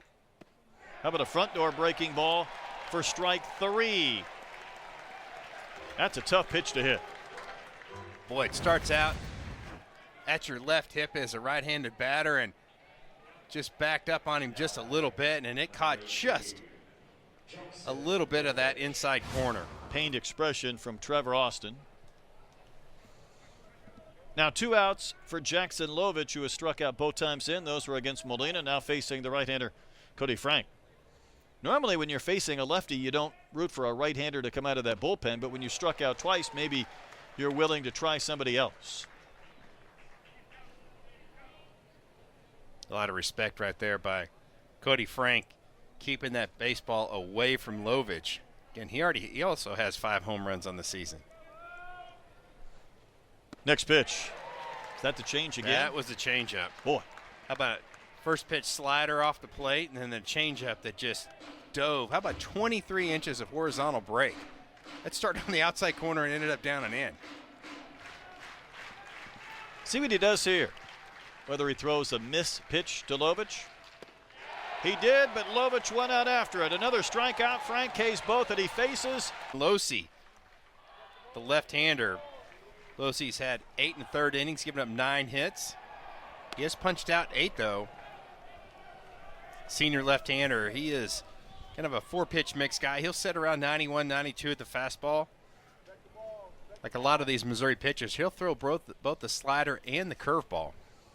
Sprague Lott's 0 for 2. Had a hit taken away from him by the shortstop Culberson, who made a fabulous play in the 4th, maybe the best play we've seen this weekend. And there's the bio on Losi.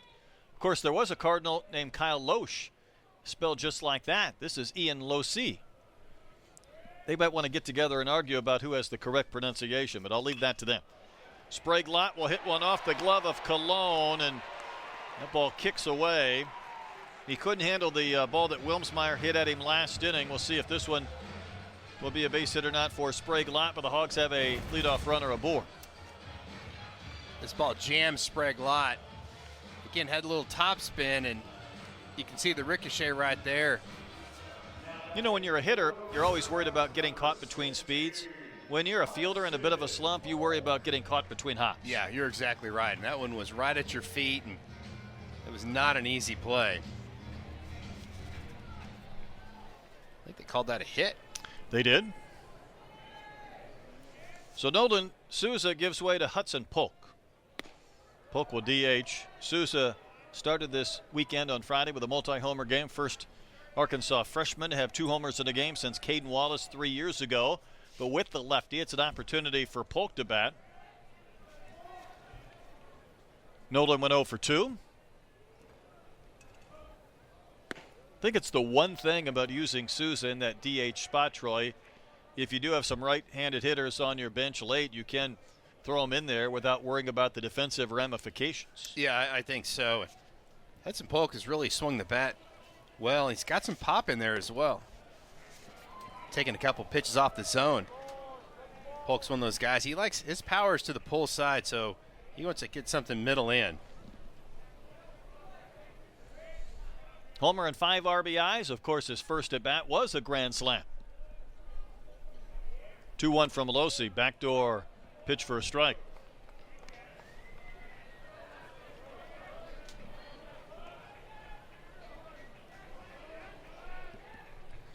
Arkansas trying to run their win streak to 13 straight, a baker's dozen. Trying to remain the #1 team in the land, trying to go to 17-2 overall. They've lost only 1 game at home this year, as Polk will wave and miss. Down on strikes. That was the game against JMU when I jumped over on radio for Phil. So on radio, they say I am the bad luck curse because I called the only loss. Where on TV, I think I am the good luck charm because I've not called a loss here. Well, there you go. That was a breaking ball, really nice. Really tied up Hudson Polk on that one. Sure did. Hudson White could use a couple of base hits. I feel like maybe he's getting closer. He lined to second his last time in, but you need a little luck too. And then he got closer to the pitch, too close in fact. As he wears that one. Hawks have a couple of base runners aboard here in the 6th. That's one way to move a runner into scoring position. Just take one for the team. You're right, Hudson White, hit one on the screws, but right at the second baseman, Austin.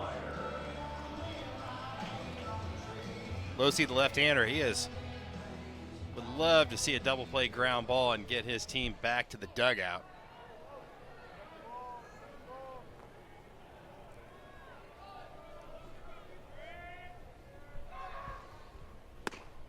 Wilmsmeyer been hit by a pitch. He's collected an infield base hit and scored, so a chance to continue this streak as he takes one upstairs.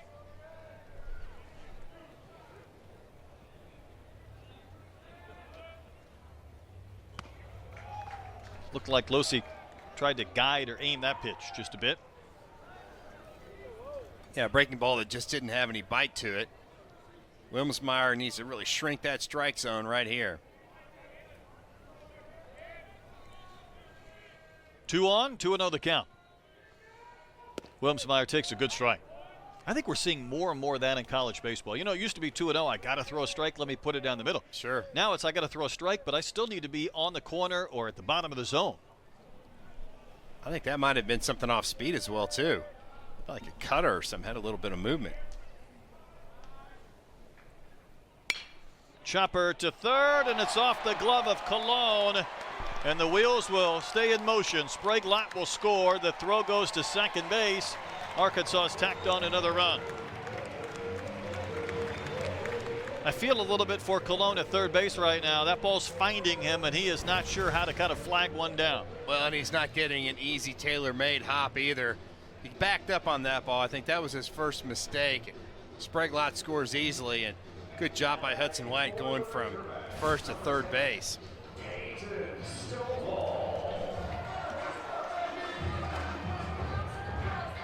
Peyton Stovall will bat. E5. Arkansas had a couple of hits in the direction of Colon where maybe, you know, he just kind of got caught between hops. That one, though, you need to make that play, certainly for your pitcher. And now Stovall will bat. Arkansas leading 6-0.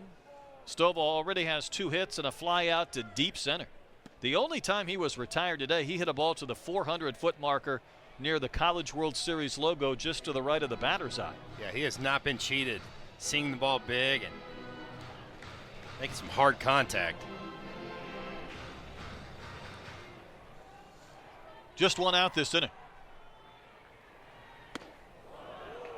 Boy, Peyton, keep those hands near to the body. Don't wear one off your hand or your wrist after you just got back from the hit by pitch on the foot.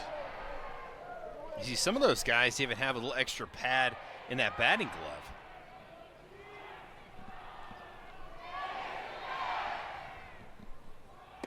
Front door breaking ball for a strike. Didn't Cruz have that last year? I believe he did for LSU. Had a little extra pad there to protect that hamate bone. Dylan Cruz could do whatever he wanted to. I'd have some armor on there if I was him last year. Just don't get hurt. 2-1 to Stovall, fouled back and out of play.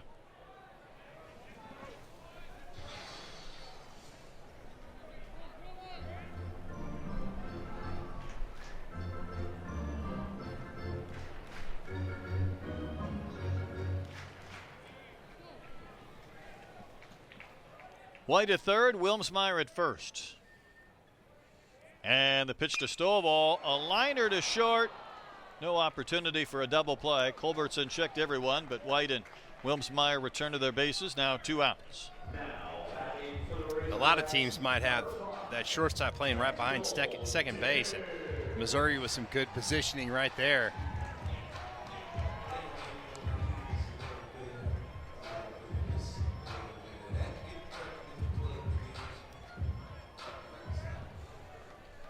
Kendall Diggs is 1 for 3, doubled in a run in the bottom of the first, has since grounded out and struck out.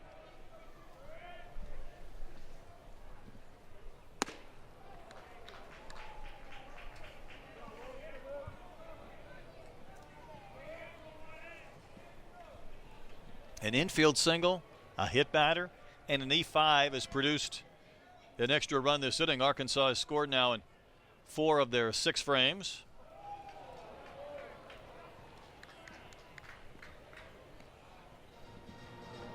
This is one of those pitches right here for Ian Losey. He needs to be really careful. You don't want to miss middle in. Diggs is a patient hitter, but you know if he finds the right pitch in the right spot. 2-0 to Diggs, spinning breaking ball that had Kendall flinching a bit, but it missed. He was trying to track that the entire way, and sometimes when you do it, you're always concerned that that ball might not break.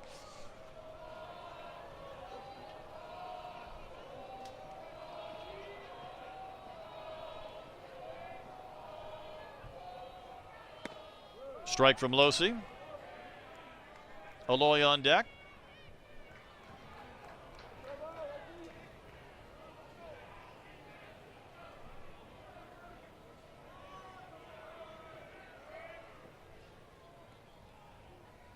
Three-one pitch. That's ball 4. Now the bases are loaded, and the Beerhounds, I don't know if they've been out at all today. They will now. You know, I love our fans. I keep talking about the stance of Vahiva Eloy as you see the Beer Hats come out. And, you know, I've gotten some good recommendations on comps. We had a Ryan Sandberg. We had a Bo Bichette. We had a Glenn Allen Hill. Fans sent me today a picture of Albert Bell. Joey Bell? Oh, yeah. And there's a lot that's similar from the stance very standpoint. Similar. Albert Bell played his college baseball at LSU. He was a mean one, too. Oh.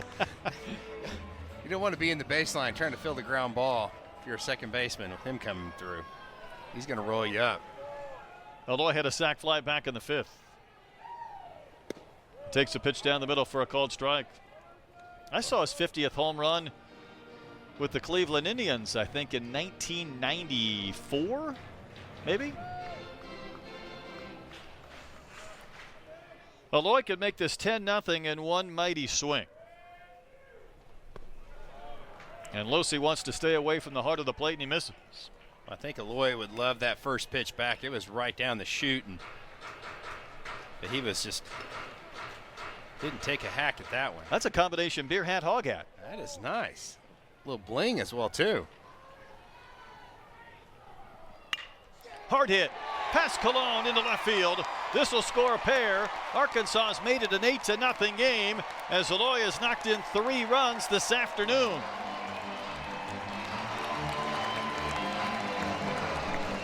.102 off his bat, past Colon, and the Hogs getting some separation here in the 6th.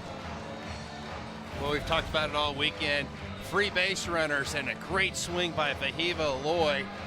Just a bullet to left field, but that pushes across Hudson White, who was hit by a pitch, and Ty Wilmsmeyer scores from second base, and that was an E5, Brett. So there's a couple free base runners came around to score some runs, and that's been the Achilles heel of the Tigers this weekend. All right, Troy, if Arkansas scores 2 more runs this inning and then they can keep Missouri scoreless in the top of the 7th, that would be a run rule victory.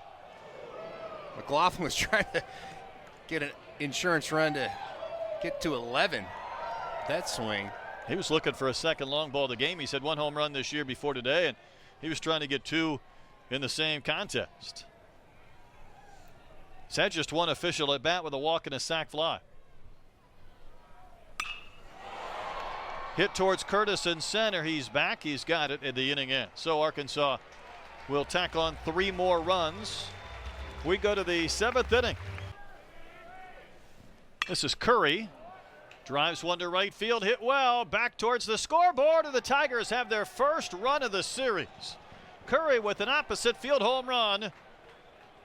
And it comes 18 innings. Plus 6 today, 24 innings into this weekend.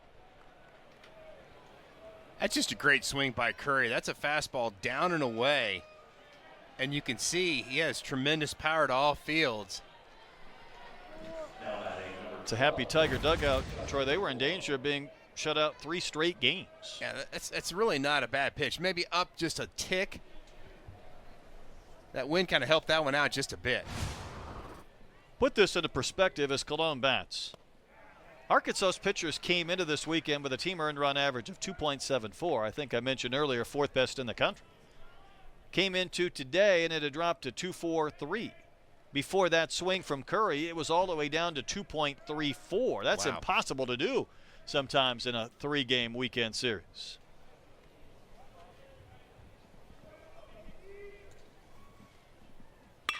Colon hits one hard. Aloy will spear it off to his side, and Vahiva throws out Justin Colon for the first out in the 7th. A couple back-to-back hard-hit balls by the Tigers. Put a smile on Vahiva Aloy's face, but about 100 off the bat of Justin Colon. Yeah, well struck. And here's Corona, struck out twice. This is a Missouri team that's faced a little bit of adversity, new coach, a transition in culture.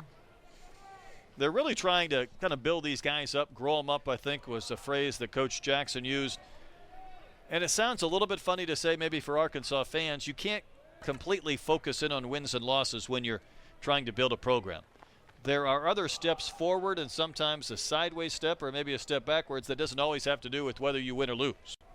Yeah, I think it's a lot of times how you play the game.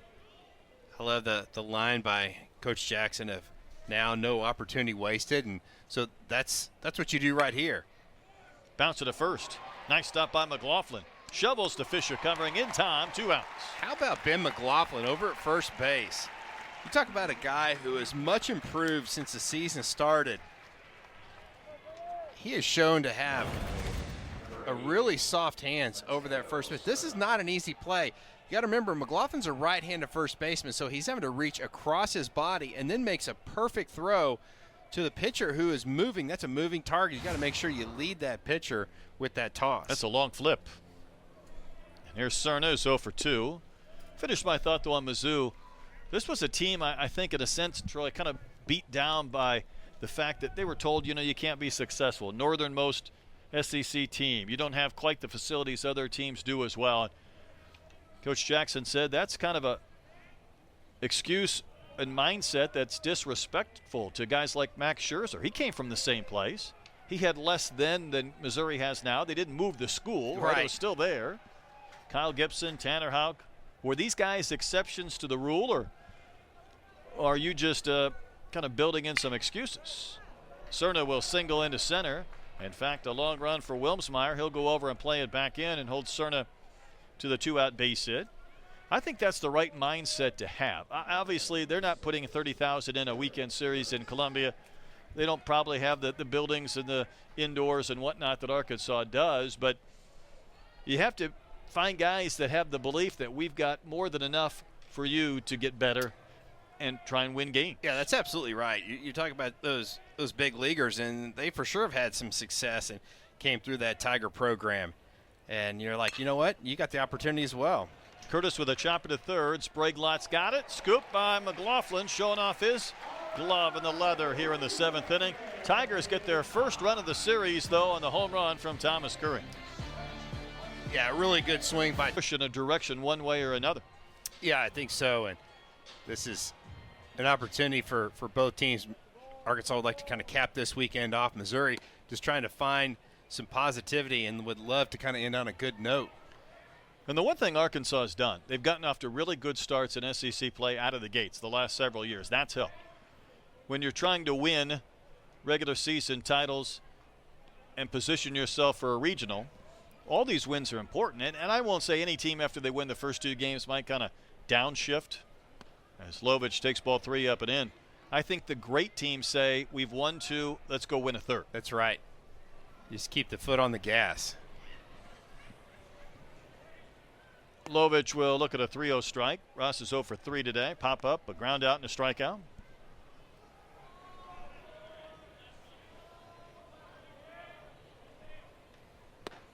Wave it a miss. And Smith really kind of turned that pitch over. Had some nice down and in movement. Looks a little bit like Cole Hamels right there, facially. Yeah, he does. And the 3-2 is popped up. Will Cerna have a play? He doesn't. Lovich can't retire his brother either.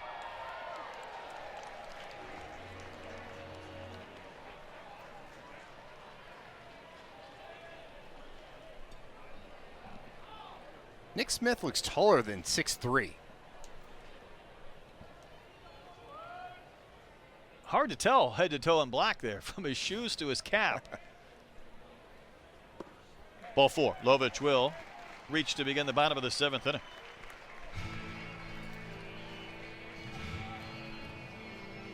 Yeah, I think if you're right, if you're Arkansas, you don't want to lose focus. You want to continue to have good quality at bats and stay locked into this game. You're right. It kind of has felt like they've had it on cruise control, but you want to just keep tacking on runs. Sprague-Lott singled to begin last inning, an infield base hit. So he's 1 for 3, and he scored one of the 3 runs. Got a Lovich conversation going on over at first base. Sure do.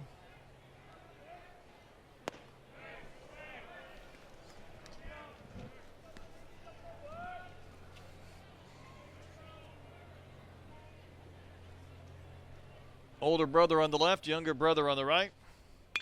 Sprague-Lott socks one into left for a base hit. So he started 0 for 2, but he's 2 for 4 in the game. Well, Sprague-Lott's not losing any focus for sure.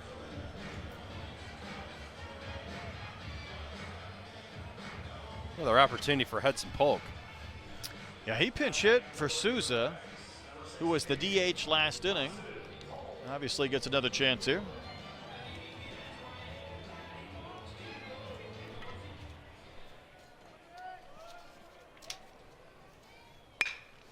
On the ground to short. Could be 2. There's 1. And a double play. Nicely done. Lovich kept his foot on the bag. And there's 2 outs as Ross Lovich goes to third base. Arkansas has led the conference in grounded into double plays. They don't strike out a lot until this weekend. They hadn't homered a lot, and when you put balls in play with runners on base, you get a few of these. Yeah, just picture perfect for Missouri. Again, took their time. They know they've got a catcher running down the line. Don't have to rush anything. Hudson White takes strike 1.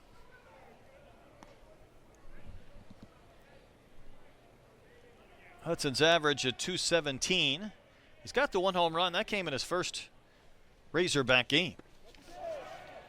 Not a comfortable swing. Yeah, back-to-back changeups. Nice job by Nick Smith. Not only was it his first game, it was his second Razorback at bat when he homered. White strokes one into right center field. Back towards the wall, high off the fence. Scoring is Lovich. White has an RBI double, and Arkansas makes it a 9-1 game. He didn't miss a homer by much. That ball had a lot of carry. White's got that fastball on that outer third. Found a whole lot of green out there in right center field and just smoked this one off the wall. That's a fastball away. About halfway up that fence. Here's Wilmsmeyer.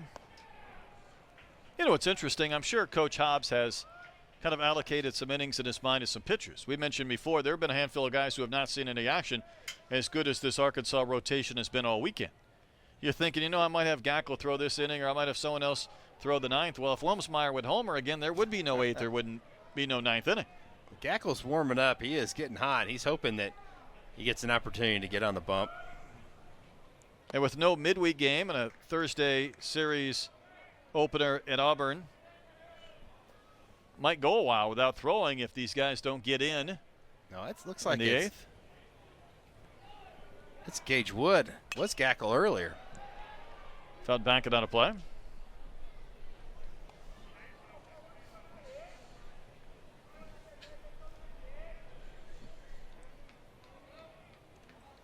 Missouri got their first run at the top of the inning. Arkansas has answered with one of their own in the bottom of the 7th for this 8-run advantage.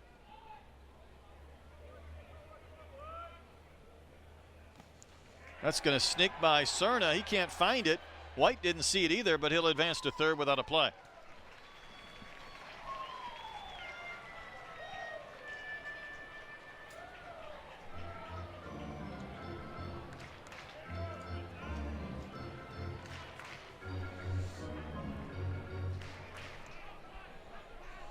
Count is full to Wilmsmeyer. It's been on base all 3 times.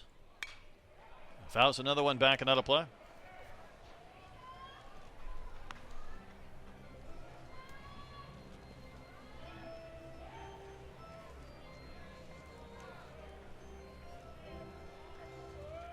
9 runs, 9 hits for the Razorbacks.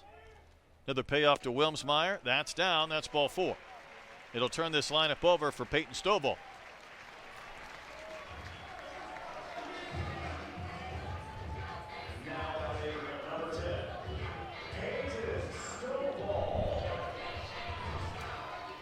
Peyton lined to short his last time in, a single, a double, an RBI, couple of runs scored.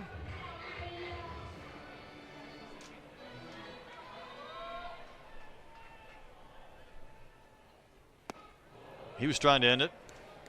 That was a big rip and a miss. How about that batting average? .556 with runners in scoring position. Big swing and a chopper right at the plate. Peyton kind of hooked those last 2 swings. Kind of get the barrel out in front of those hands just a little bit. He was trying to launch. Even a ball to the gap could score Wilmsmeyer with his speed. Good job by Cerna to smother that pitch from Smith. Well, Stovall hit that double down the right field line, and Wilmsmeyer scored from first base. Without a throw. Yeah, he just has some jets. Stovall waiting at a 1-2. Here it comes. Fades a little bit low. Cerna thought he had strike 3, and that was right at that. I think he had a good argument. That was at the very bottom part of the zone. And see it again? You see this one really buckled Stovall. Close.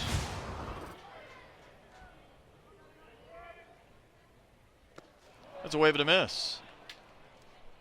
Smith will get the K. Arkansas gets a run, but they strand a couple of runners aboard, so he leads off the top of the 8th inning for the Tigers. He's 0 for 2. 3 hits today for Mizzou. See the numbers on Gagewood. So they've had 8 hits this weekend.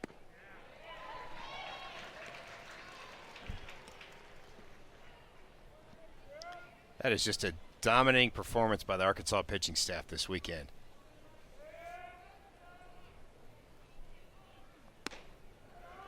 Pitch wouldn't break, stays high. Arkansas has won 5 of the 6 SEC series they've played against the Mizzou Tigers. Hawks also trying to win their 13th straight overall. See Gage just trying to get a feel for that breaking ball. He's fought it, hasn't he? Still 60 degrees. It's not a balmy day, but it's definitely not super cold.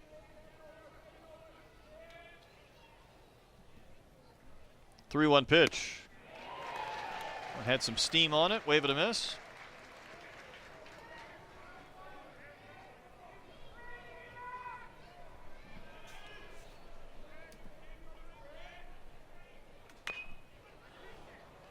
Molina struck out 10. Frank faced just 2 batters. He struck them both out. Fisher, in his inning of work, didn't get a K. So that means Missouri has struck out 36 times. That's a tough weekend.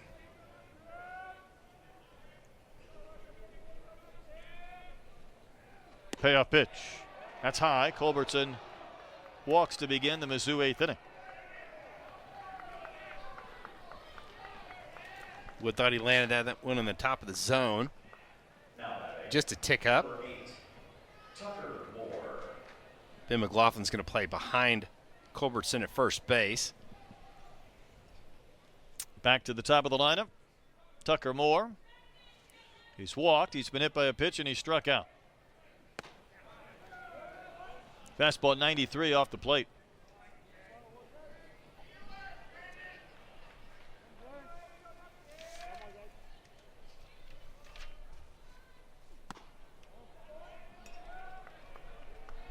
Cage fell behind Culbertson. Now he's behind Moore 2-0. Sometimes this is both the risk and reward of not pitching a lot. You need to pitch so you stay sharp. When you don't pitch, you're not sharp, and you're trying to fight through an inning maybe in relief. Haven't been really close in this sequence. Yeah, everything up in the zone.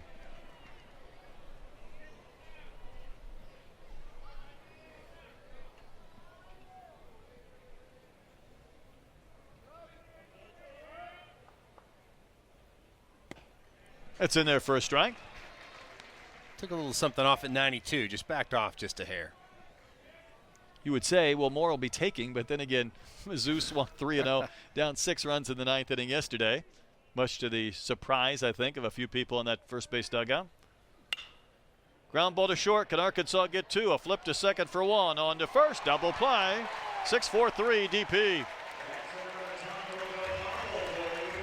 Well, that'll help things out for Gage Wood. Just saw it off Tucker Moore. And again, no panic by that infield. And it just looks like a smoother turn when you've got Aloy and Peyton Stovall out there.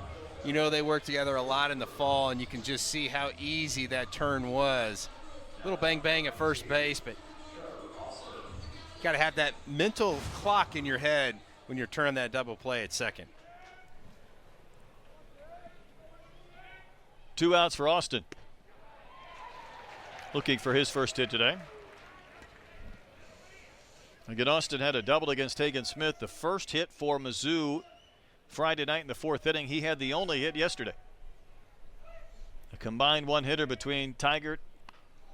That was off the knob of the bat, and Austin down to his knees. Can't believe he did that. Couldn't get the bat out of the way. Maybe lucky to be in one Still piece. have all his fingers intact. You see a ball hit the knob from time to time. You don't see that. No. Whatever that was. That's a pitch up and in. That was a look of resignation, as if to say, you've got to be kidding me. You're, in one sense, you're happy that ball didn't take out your fingers.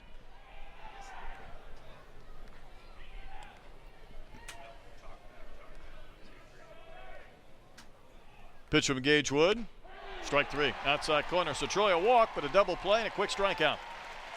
That's one way to settle down and throw the double play. And McLaughlin due up for the Razorbacks.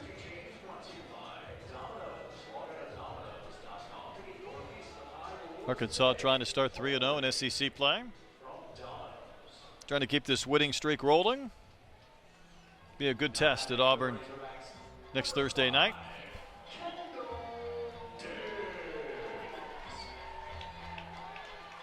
I think they all are on the road in the SEC. Yeah, it's never easy.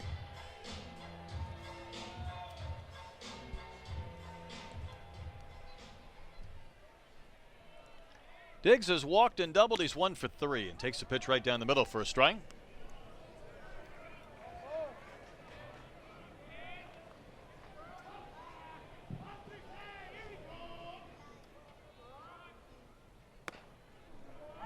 Well, Lucas has come out of the bullpen pumping strikes. Took a little something off of that fastball. Quickly ahead 0-2. Kendall's hit a couple of home runs in this series, 5 on the year. It's a mile-high fly ball to center. He didn't get all of it, and it'll still carry just about to the track. Curtis makes the catch. It looked like that was going to be a routine fly ball, and it got a little aid from the wind.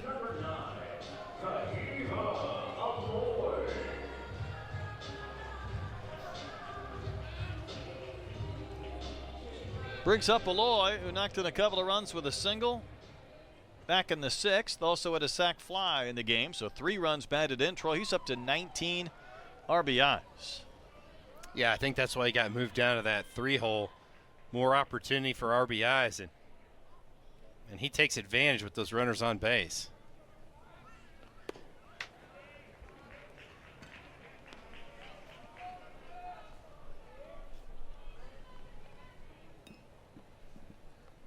Two and on the count.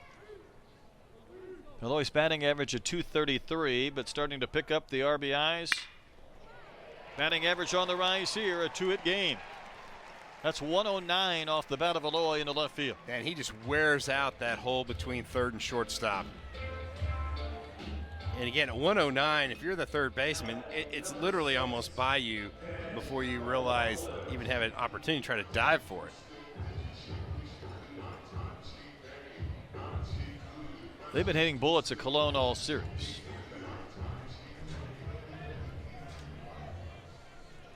Ben McLaughlin homered in the 3rd inning. That's the only Arkansas home run today, and I say only because yesterday they had 3 in a row. They had 4 on Friday, accounting for all 8 their runs. Got a feast or famine on Friday for Arkansas, wasn't it?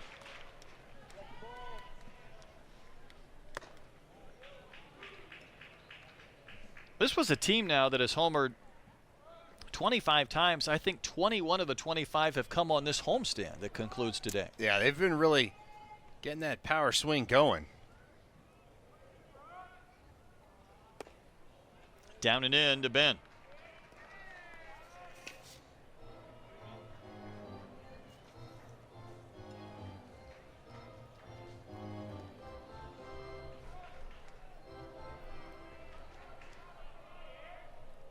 McLaughlin will take, and that is outside. That's ball 4. So a couple of base runners aboard for Ross Lovich.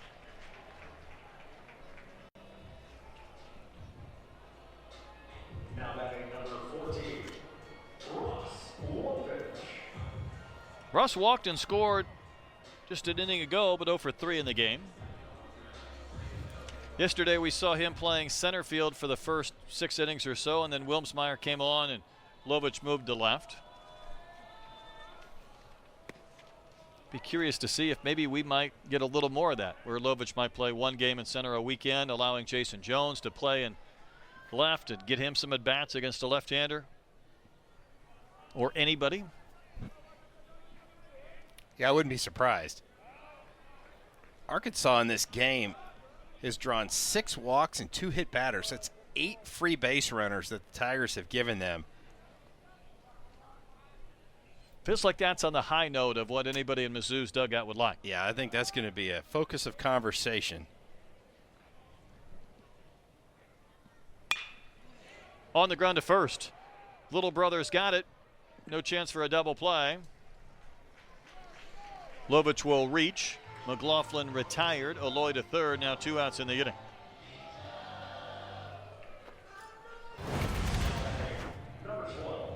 You see Jackson Lovich playing off. Does all he could do, just try to get that double play, but Culbertson just looked at the speed of Ross Lovich down the line and just decided to eat that baseball. I think it's probably a wise decision. Sprague Lott singled in his last couple of at-bats today for a 2 for 4 afternoon. Certainly keeps that ball in front of him.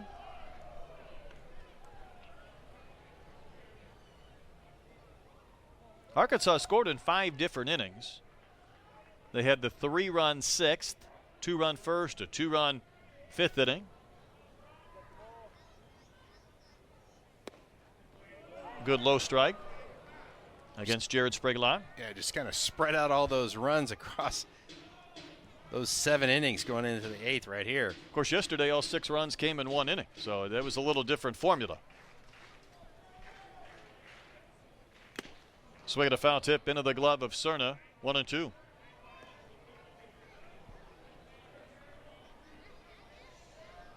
Got to believe it's been a big weekend for Sprague-Lott, playing in an SEC series for the first time.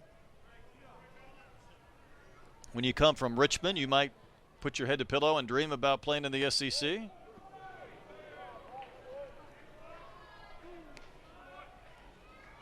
Guarantee you Richmond isn't putting 30,000 in for a weekend series. No, that might be a couple seasons of fans. It could possibly be. The 2-2, down and out, ball 3. So now Lovich will be able to start early from first. A ball in the gap would end the game. If it gets all the way to the fence, would score Ross from first.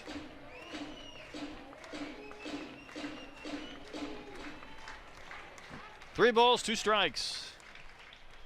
Sprague-Lott hits one in the air, right center field. Curtis will glide over and make the catch to end the inning. Arkansas. At from the offense, the pitching has just been spectacular.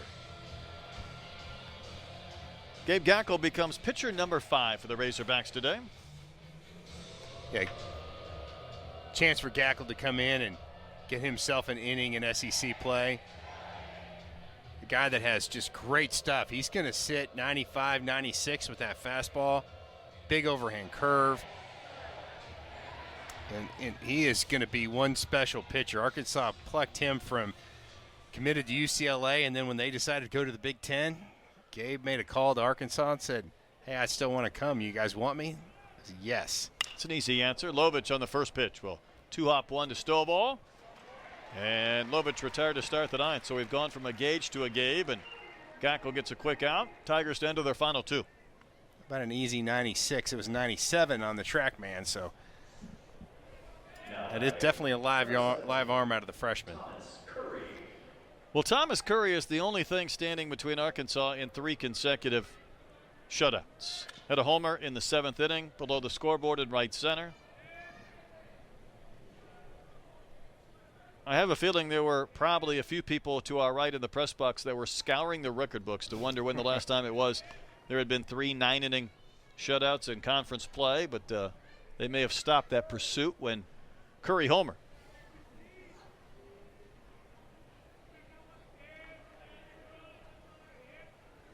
Gackle's next pitch.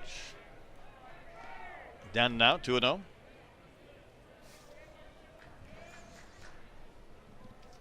I'm feeling this is going to be power versus power on this pitch and swing right here.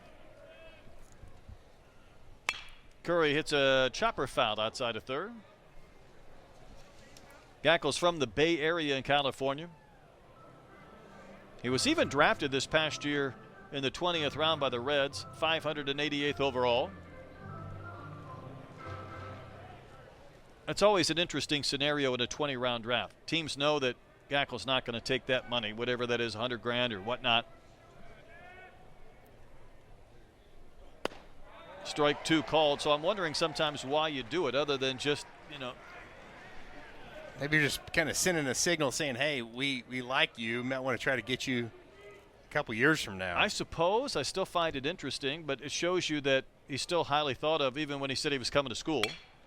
Ground ball to the left of Aloy. He'll glide over, make the play, and throw out Curry, and there's 2 outs. Pair of ground balls by Gabe Gackle coming in and working his way back on that count right there and got Curry to entice him into a ground ball. Boy, Aloy's smooth out there at short, isn't he? I think he's really starting to get comfortable. First couple of weeks, new team, new scenario, new setup, cold weather. A lot of that is dissipated. Here's Colon.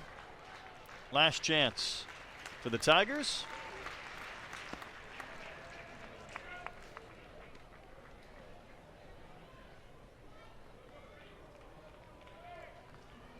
Gackle never threw a changeup in high school. Brady Tigard helped him with the grip. Come on in a situation like this. There's a ground ball to short. Backhanded by Aloy. Nice pick. Throws across the diamond. Game over. The Razorback.